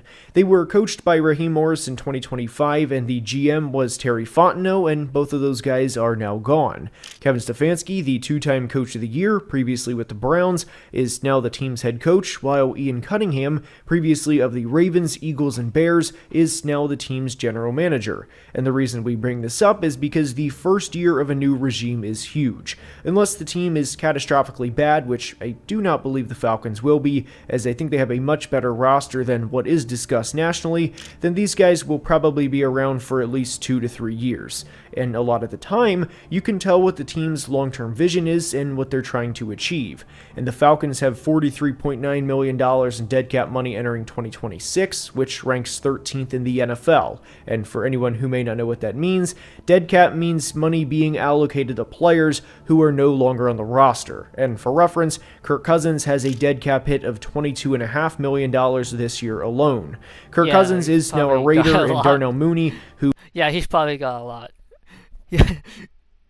he's been paid a lot, so that's probably going to be a large sum of money for him. Who has a dead cap hit of $11 million, is a New York Giant. They also lost Caden Ellis in free agency to the arch-rival Saints, who signed a 3-year, $33 million deal, and former 1,000-yard running back Tyler Algier, who has kind of played in the shadow of Bijan Robinson over the past few years, signed a 2-year deal with the Cardinals. They also lost corner D. Alford in free agency, who signed a 3-year deal with the Bills. D. Alford? I don't like D. Alford. D. Alford, I don't like him. I really don't. Alford does some things that are questionable, and it's just something about him that speaks something like laziness, or just he's not up to par or something like that. He's not. I think of him as mid. I don't think he's that good. And Falcons fans, you can feel free to comment below what you think of D. Alford. If you were not aware, D. Alford was, we'll say, not the best player during his time in Atlanta, and one of the clips he is most known for is a touchdown he gave up to Justin Jefferson in 2024, where he fell down in a very Looney Tunes way, and Justin Jefferson walked into the end zone. And I'm sure some Falcons fans thought him leaving was addition by subtraction. They also lost offensive lineman Elijah Wilkinson, who signed a 2-year deal with the Cardinals. Wilkinson played the entire 2025 season at right tackle for Atlanta after Caleb McGarry went down for the year in August with a knee injury. And speaking of losses this offseason, McGarry is now retired. And in terms of players they brought in, well, the Falcons really weren't that active in free agency, at least from a total dollars spent perspective. The biggest contract they gave out was a 2-year, $9 million deal, which they actually gave out to 2 players in kicker Nick Folk and punter Jake Bailey. They signed right tackle Jawan Taylor from the Chiefs on a 1-year, $5 million deal, and for that value, I like the Jawan Taylor signing, but I would also say to Falcons fans, be aware of what you're getting for a right tackle signing a $5 million deal in free agency. And they also traded for former Chiefs offensive tackle Wanya Morris, who was a 3rd-round pick back in 2023. This was the typical 6-7 late-round swap, and I like this move for Atlanta because they traded for him in June and they needed a backup offensive lineman, and it was slim pickings out there in terms of who they could bring in. Now, is that going to go down in the history books for best trades of all time? No, absolutely not. But the idea of trading a late-round pick for a backup offensive lineman with a new regime is one I can understand at least the thought process of. They also signed receiver Olamide Zaccheaus, running back Brian Robinson, defensive lineman Deshaun Hand, edge rusher Samson Ebukam, and edge rusher Azeez Ojulari. And they also brought back tight end Austin Hooper, and for who all of those players are, and considering Atlanta brought all of those guys in on deals for less than $4.5 million per year, I like the way they filled out the roster with depth players in the first year under GM Ian Cunningham. And before we continue, opening packs of cards is hot right now. Whether it's football cards, Pokemon cards, or with the World Cup going on, soccer cards, Arena Club has you covered. And just last month, I pulled this Sam Darnold Mint 9 out of 10 autograph card. Was very ecstatic to be able to get this card. And one of my favorite things about Arena Club is if you pull a card you do not like, Arena Club will make you an instant offer based on the card's estimated fair market value. There's no guessing or waiting, meaning you will receive an instant offer based on the card's estimated fair market value. And if you like the card and you want to have it sent to you like I did with the Sam Darnold, that's obviously an option as well, and I'm very glad to be able to have the Sam Darnold card and was very grateful to be able to pull the Sam Darnold card. And we are going to open up a pack, and you can jump in on the action by going to arenaclub.com/GFB for 20% off your first slab pack or card purchase. This is a Ruby GFB pack. Let's go ahead and see what we have. Use code GFB in Arena Club. Here, and this is a Drake May 2024 Donruss Optic Gem Mint 10 Hollow. That's a card, man. Drake May was my guy in the pre-draft process. I wanted Drake May on my team very badly. The results last year spoke for themselves. That's a card. And you can go to arenaclub.com/GFB for 20% off your first slab pack or card purchase. And a big thank you to Arena Club for sponsoring today's video.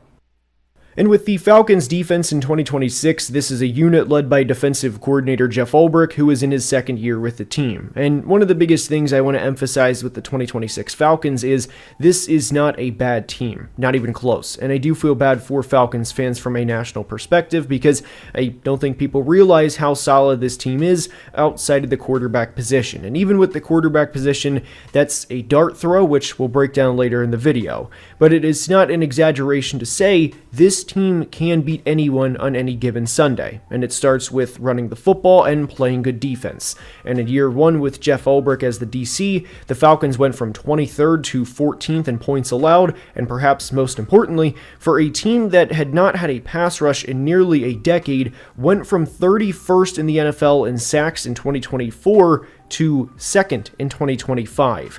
James Pierce had 10.5 sacks. Brandon Dorlus had a tremendous second season, especially for a day 3 pick in 2024, and Jalen Walker had 5.5 sacks as a rookie. The one player the Falcons lost this offseason that I think will take some time to get used to, not having him out there, is Caden Ellis, but from a macro perspective, I think this defense will be better in 2026, especially with another year of having Jeff Ulbrich as the team's defensive coordinator. Dean Pease was there in 2021 and 2022, Ryan Nielsen was there in 2023, and Jimmy Lake, perhaps Falcons fans' favorite, was there in 2024. And having stability for the first time in years is huge. Atlanta runs a lot of quarters coverage, especially in early down situations, and having another year of continuity with the strides we saw from this team last year defensively leads me to believe they're going to be a good unit again in 2026. And having one of the best safety duos in football and Jesse Bates and Xavier Watts helps tremendously with that. And one of the prioritizations with Atlanta's defense is to prevent big plays. And I think that's a big reason they were able to have the success they did against Buffalo and the Rams. They were very sound in coverage, and there were times where Josh Allen and Matt Stafford had nowhere to go. And there is no reason to think that's going to change in year 2. I am eager to see the usage of Jalen Walker in 2026, and the plan for him, at least on the outside looking in, is to become a full-time pass rusher this year. And with him and James Pierce, along with one of the more underrated players in football in Zach Harrison, and hell, even Brandon Dorlus, again, who's coming off of an 8.5 sack season, this team is going to be better defensively this year. The one move I did strongly disagree with this offseason was trading Rook Arroyo for Mason Smith, as I was never a Mason Smith fan, and I thought the Falcons lost that trade, but what I'll say is it's not a league-altering trade. I just strongly disagree with that trade in the first place. But the Falcons' defense, and especially their secondary, should be better this year. They have a lot of young players who showed flashes in year 1 with Jeff Ulbrich, and if there is any sort of spicy take with the Falcons' 2026 preview, it's that I wouldn't be surprised if Jeff Ulbrich becomes a full-time head coach for another team in either 2027 or 2028. I would be willing to dismiss a lot of his interim head coach from the Jets' tenure in 2024. I really like the edge depth they have with Samson Ebukam and Azeez Ojulari, and I also think this linebacking room is a tad underrated too. Divine Diablo had a good year last year, but he is going to have to step up with the loss of Caden Ellis this offseason. Well, we got draft picks. Is he going to talk about draft picks yet? Now, for as much as I like the idea and the potential of the 2026 Falcons defense, I do worry about their run defense. They were 27th in rushing defense EPA last year and were 25th in yards per carry allowed. I know they brought in Deshaun Hand this offseason, and like we said, they did trade for Mason Smith, but if there is one Achilles heel that could hinder this defense this year, I worry about the run defense as well as outside corner depth and the interior defensive line too. Now, for clarity, the general range for this defense to me is still high, and I think they'll be in the 8th to 14th range best defense in 2026. The Falcons' rookie impact in 2026 is not going to be as high as other NFL teams, and that's because they traded for James Pierce during the 2025 draft, which involved trading their 2026 first-round pick. And what we are not going to do is bring down the Falcons' 2026 draft class because they didn't have their first-round pick. And we're also not going to say, well, James Pierce had 49 pressures in his second season and 9 sacks, and this class is actually a lot better because of the James Pierce pick. For simplicity reasons, we are going to talk about only the players selected in today's video. And regarding Avion Terrell, the first player they selected with the 48th pick in the 2026 draft, whenever you are selecting a corner in the middle of the second round, the goal is not to have the next Hall of Fame shutdown corner and that this guy is going to be Quinyon Mitchell in year one and that he's going to be Sauce Gardner in year one, first team All-Pro. You get the point. We're hoping for a player that can start throughout the duration of his rookie contract, and a player that, because he is behind Mike Hughes on the depth chart right now, that he can start opposite of his brother, of course, AJ Terrell, in 2027. But because Mike Hughes right now is above Avion Terrell on the depth chart, this only brings down what the Falcons' rookie impact will be even further, and I don't think that this class was particularly great, as they also selected Georgia receiver Zachariah Branch with a third-round pick, and Zachariah Branch is a player that I think we will know early in his career of whether or not he's going to be a contributive player, because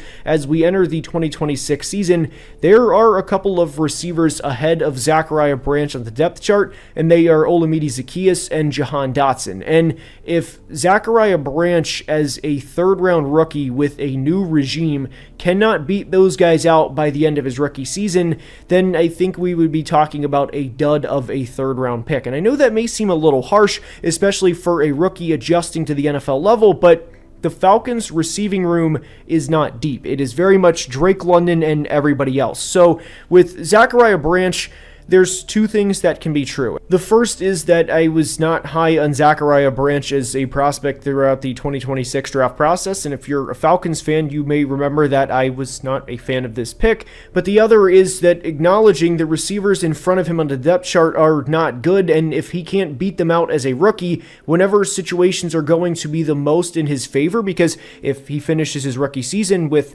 12 receptions, 147 yards, and no touchdowns, and we're entering 2027 with question marks with the second receiver on this team, then the Falcons are going to look to replace Zachariah Branch as early as next offseason. So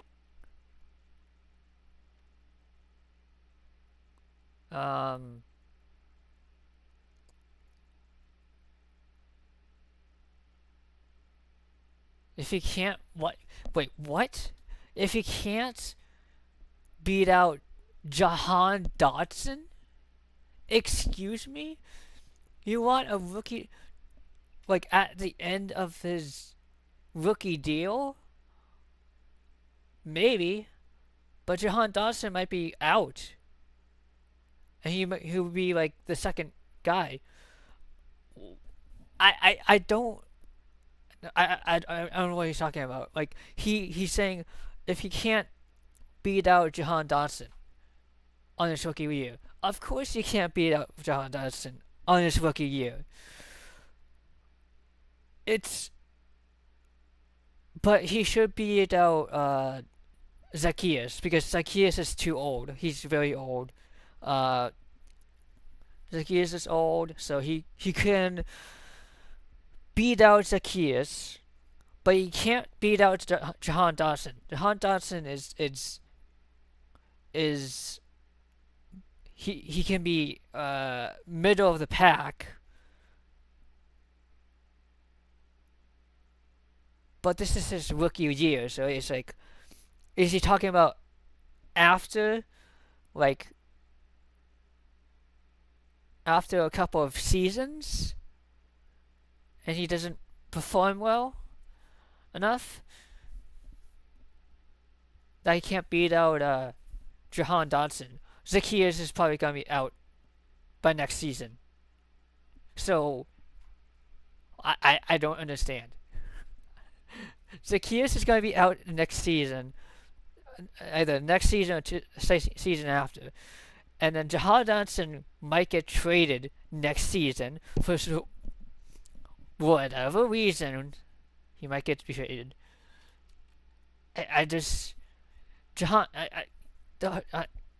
Branch has to beat out Zaccheaus. That's it. That's all he needs to do. He can be behind Dotson, but he can't be behind Zaccheaus.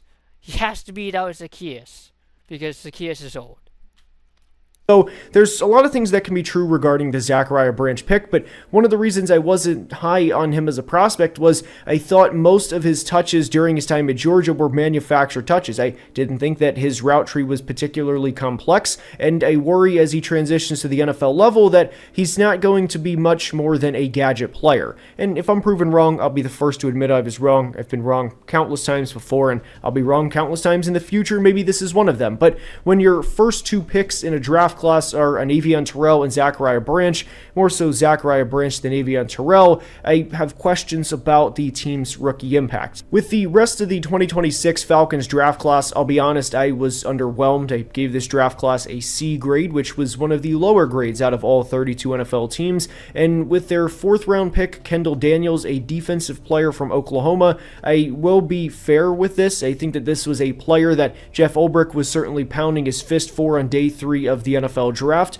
but I also think that this is a player, if he is going to have success at the NFL level, we're not going to see it in year 1, and that this is going to be a player that will be in Atlanta for the next couple of years. But pertaining to the 2026 Falcons team preview, I don't think Kendall Daniels is going to have that much of an impact in his rookie season, though if there is a positive takeaway from the Kendall Daniels pick, it's that he will be here in 2027 and beyond.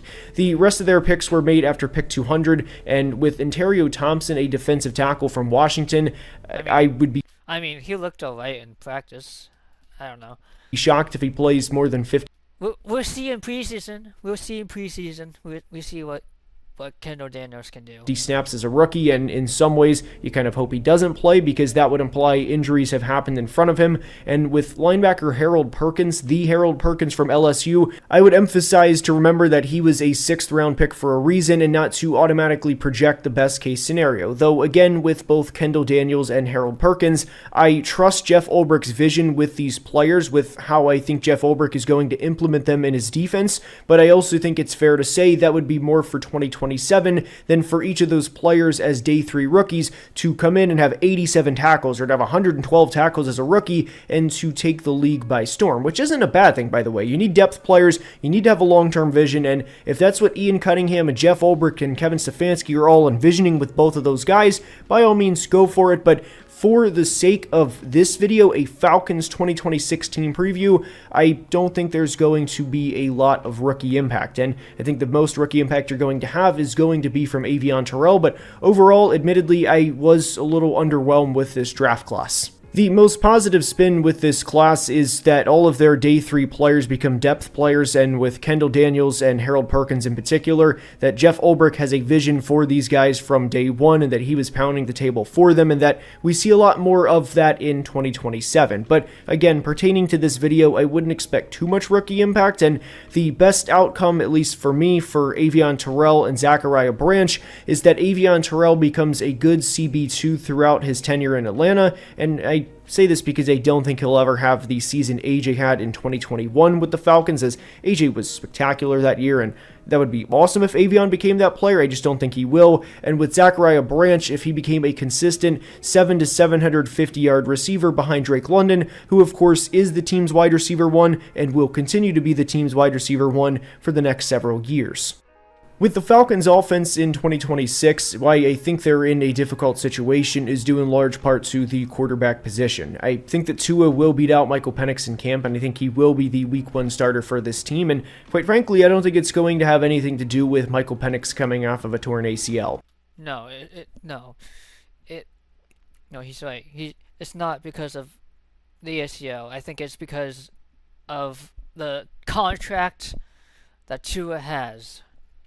Maybe this is a hot take, Falcons fans. I'd be eager to hear where you stand on this down below, but I do think Tua is a better option for this team at this point in time, and I think he's a better player than Michael Penix. And Kevin Stefanski's offense is predicated on a lot of wide zone in the run game and a lot of play-action timed concepts in the pass game, whether it's digs, whether it's crossers, or whether it's Kyle Pitts going to the corner and making a play in between zone coverage. And Tua, to me, is going to be the guy that's going to be a better fit for this offense than Michael Penix. And last year, on 20-plus yards from the line of scrimmage, Michael Penix was third to last in completion percentage, and these are amongst qualifiers, of course, so if somebody threw one pass and was 0 for 1, they're not within this statistic. But for qualified passers, Michael Penix was third to last, which is alarming, of course, and the only players that he was above last year were Kirk Cousins and Mac Jones, meaning every other quarterback that would qualify for this, guys like J.J. McCarthy, Marcus Mariota, Geno Smith,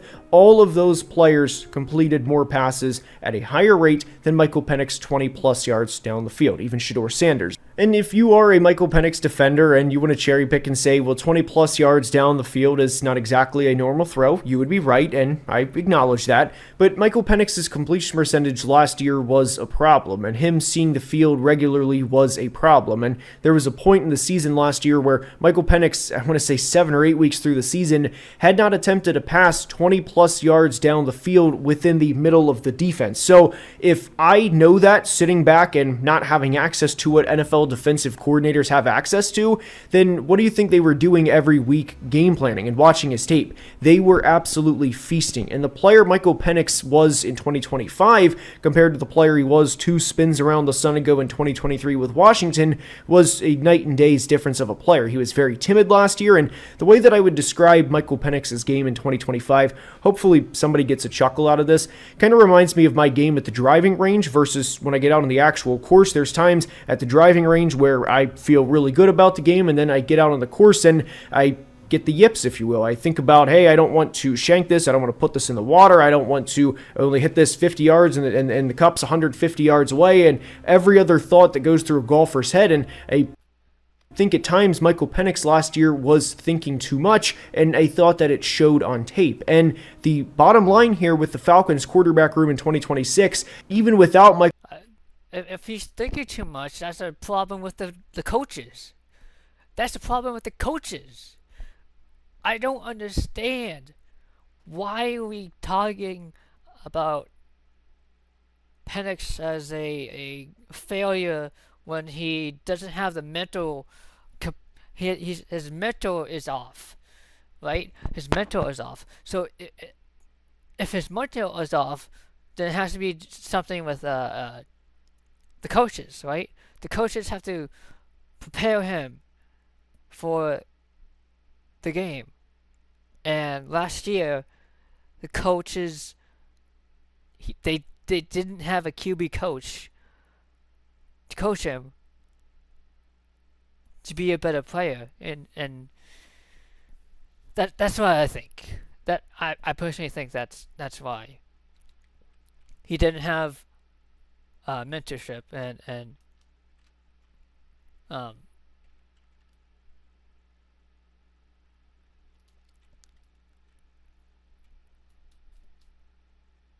I lost thought. Michael Penix coming off a torn ACL, I think Tua is a much better fit for this offense, and I think he will win the starting job. So with the idea in mind that Tua will start in 2026, I don't think it's an exaggeration to say that Bijan Robinson, Drake London, and Kyle Pitts could all have career years in 2026 for a couple of different reasons. And Bijan's career year is probably just another year for him. He's different. I know a lot of people say that this guy's him or that he's one of one, whatever the case. Bijan Robinson is a Hall of Fame talent. I don't know if he'll have the accolades with everything, but he is a player that talent-wise could be in Canton, Ohio 5 years after he retires. So this season for him may not look all that different statistically, but he's going to have a phenomenal year because this system is made for a player like Bijan Robinson. But with Drake London, this is a guy that should receive a lot of volume the way that he did last year. And I don't know if there's a bigger difference between a wide receiver 1 and wide receiver 2 of any other team in the NFL than Drake London and whoever is wide receiver 2 this year in terms of targets, whether that's Olamide Zaccheaus, Jahan Dotson, or like we mentioned during the rookie portion, Zachariah Branch. So I do expect Drake Drake London to have another 150 plus target season, maybe even higher. And what I do want to emphasize with Tua as the team starting quarterback is I don't think that the Falcons are doomed and that they're going to have a 5-12 season, and that we might as well queue up the 2027 mock drafts, because there's no way that Tua could possibly redeem his career, and that we're going to be talking about Arch Manning and Kevin Stefanski's offense next year, because that is 100% not what I'm saying.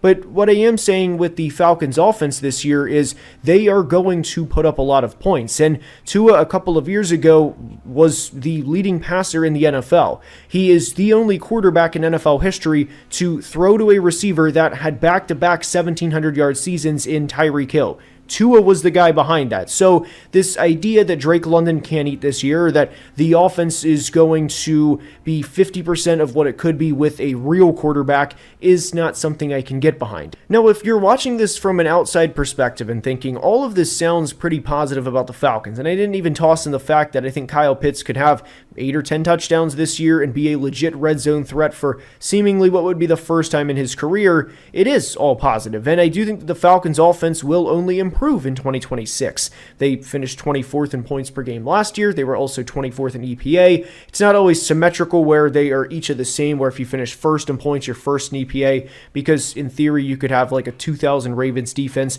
propel you up with defensive touchdowns, just for transparency there.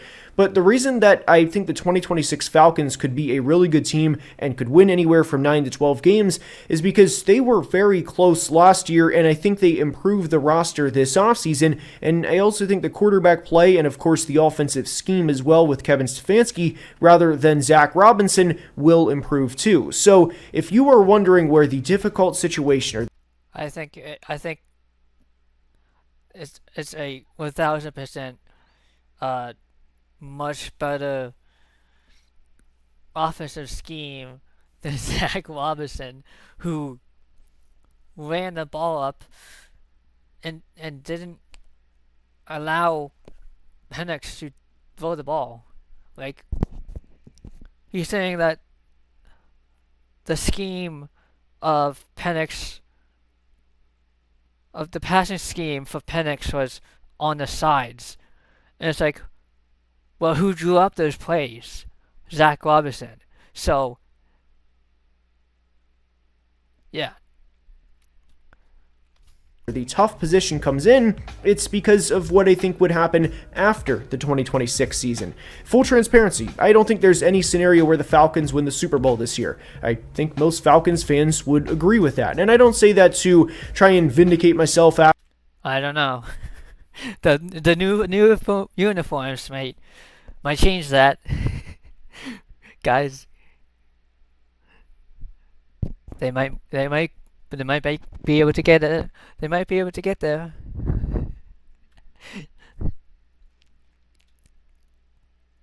Ooh, spooky. I had a dream. Okay, so for all transparency, I had a dream where the coach had a beard and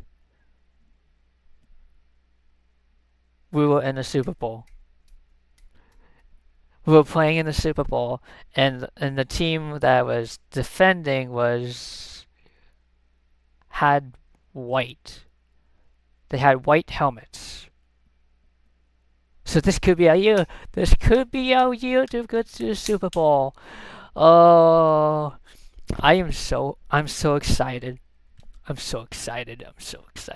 After the year and basically say, I told you so. There was no way they were going to win the Super Bowl, when you can do that with probably 24 other teams and be right. So where the difficult part comes into play is if everything goes according to plan this year and Tua has a really good year, and we're talking about giving him a contract extension after the 2026 season, we would be looking at a situation where both tackles... Personally, I don't think Tua is going to get an extension from the Falcons after this year. I don't think so, because there are QB needy teams who would pay Tua a boatload of money to play for the team. Someone like Jets or Cardinals, they would pay Tua for for his services. So, and then they go, and then the Falcons will go and run with Penix then, because they trade or they give away Tua. So that's how I see it. Tua's contract is a 1-year deal, and if his contract is a 1-year deal, do you really think that they're going to keep him? Because I don't. I don't think they're going to keep him. Are not situated moving forward, as Jake Matthews is getting up there in age, and I don't believe Jawan Taylor is going to be the team's starting right tackle for the next couple of years. And I realize this is a problem several months down the road, but that is something I could see playing out for the 2026 Falcons. And the reason that we brought the Super Bowl part up is because the Falcons could easily convince themselves if they win 10 games this year, which again is very possible. Please do not head into the season saying, they're the Falcons, 28-3, they'll blow something, they're the Falcons, they'll just lose this game or that game, there's no chance. These are not the same old Falcons. This is a really talented roster, but I do worry about what the long-term vision for this team would be if everything goes according to plan, because the point I want to hammer home and the point that I will leave you with is this. This is a very good roster. This coaching staff has improved from 25 to 26, and they already won 8 games last year, and a couple of those games were Falcons losses, if you will, that were led by Raheem Morris, and if a couple of those goes the other way, we're talking about a team that finishes with an above 500 record and a team defending a division title. The Falcons team ceiling this year for me is a divisional round playoff loss, and I wouldn't be surprised at all if this team wins the NFC South. I hope you enjoyed, and if you did, please like the video, and also please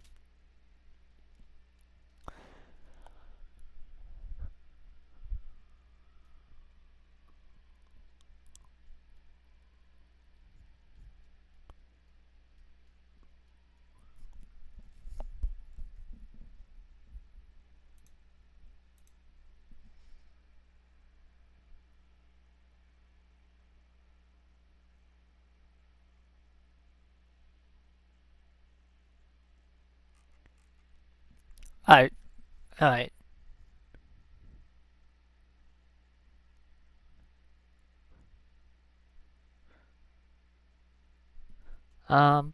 Yeah. Alright. I'm probably going to do a face reveal someday. And, yeah. Okay. This is team ceiling divisional round loss. Okay. Breakout player Jalen Walker. I don't know about that. I mean, Pierce had more sacks. I think Pierce with a chip on his shoulder might be better. I don't know. I think Pierce Jr. with a chip on his shoulder is going to be, might be a little bit better. To figure out the QB situation, is pretty much figured out. It's Tua with a 1-year contract, and it won't matter if he's the guy, because they won't pay him. They'll cut him. They'll get rid of him next season, because another team will probably try to pay him more, and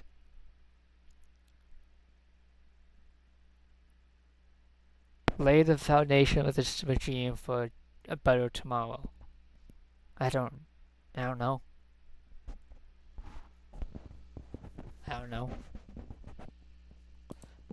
Lay the foundation.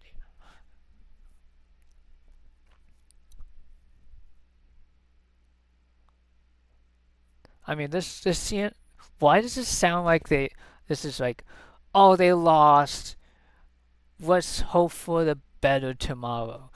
I don't think we didn't lose yet. That's what I'm getting from this. We didn't lose yet, so why are we wishing for a better tomorrow? Why are we doing that? What?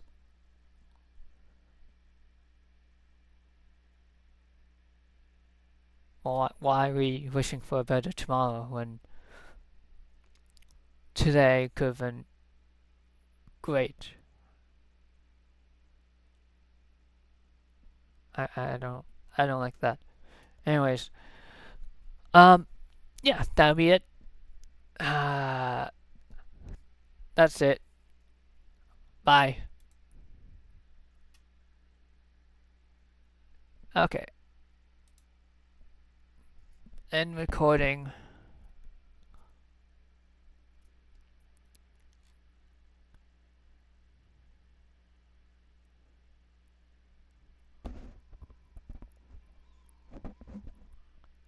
And I am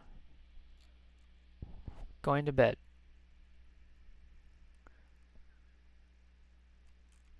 Because I'm tired.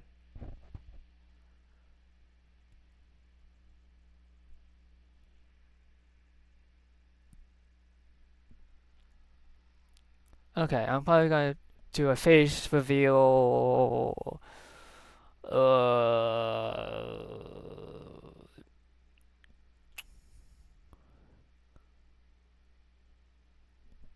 I don't think I have time.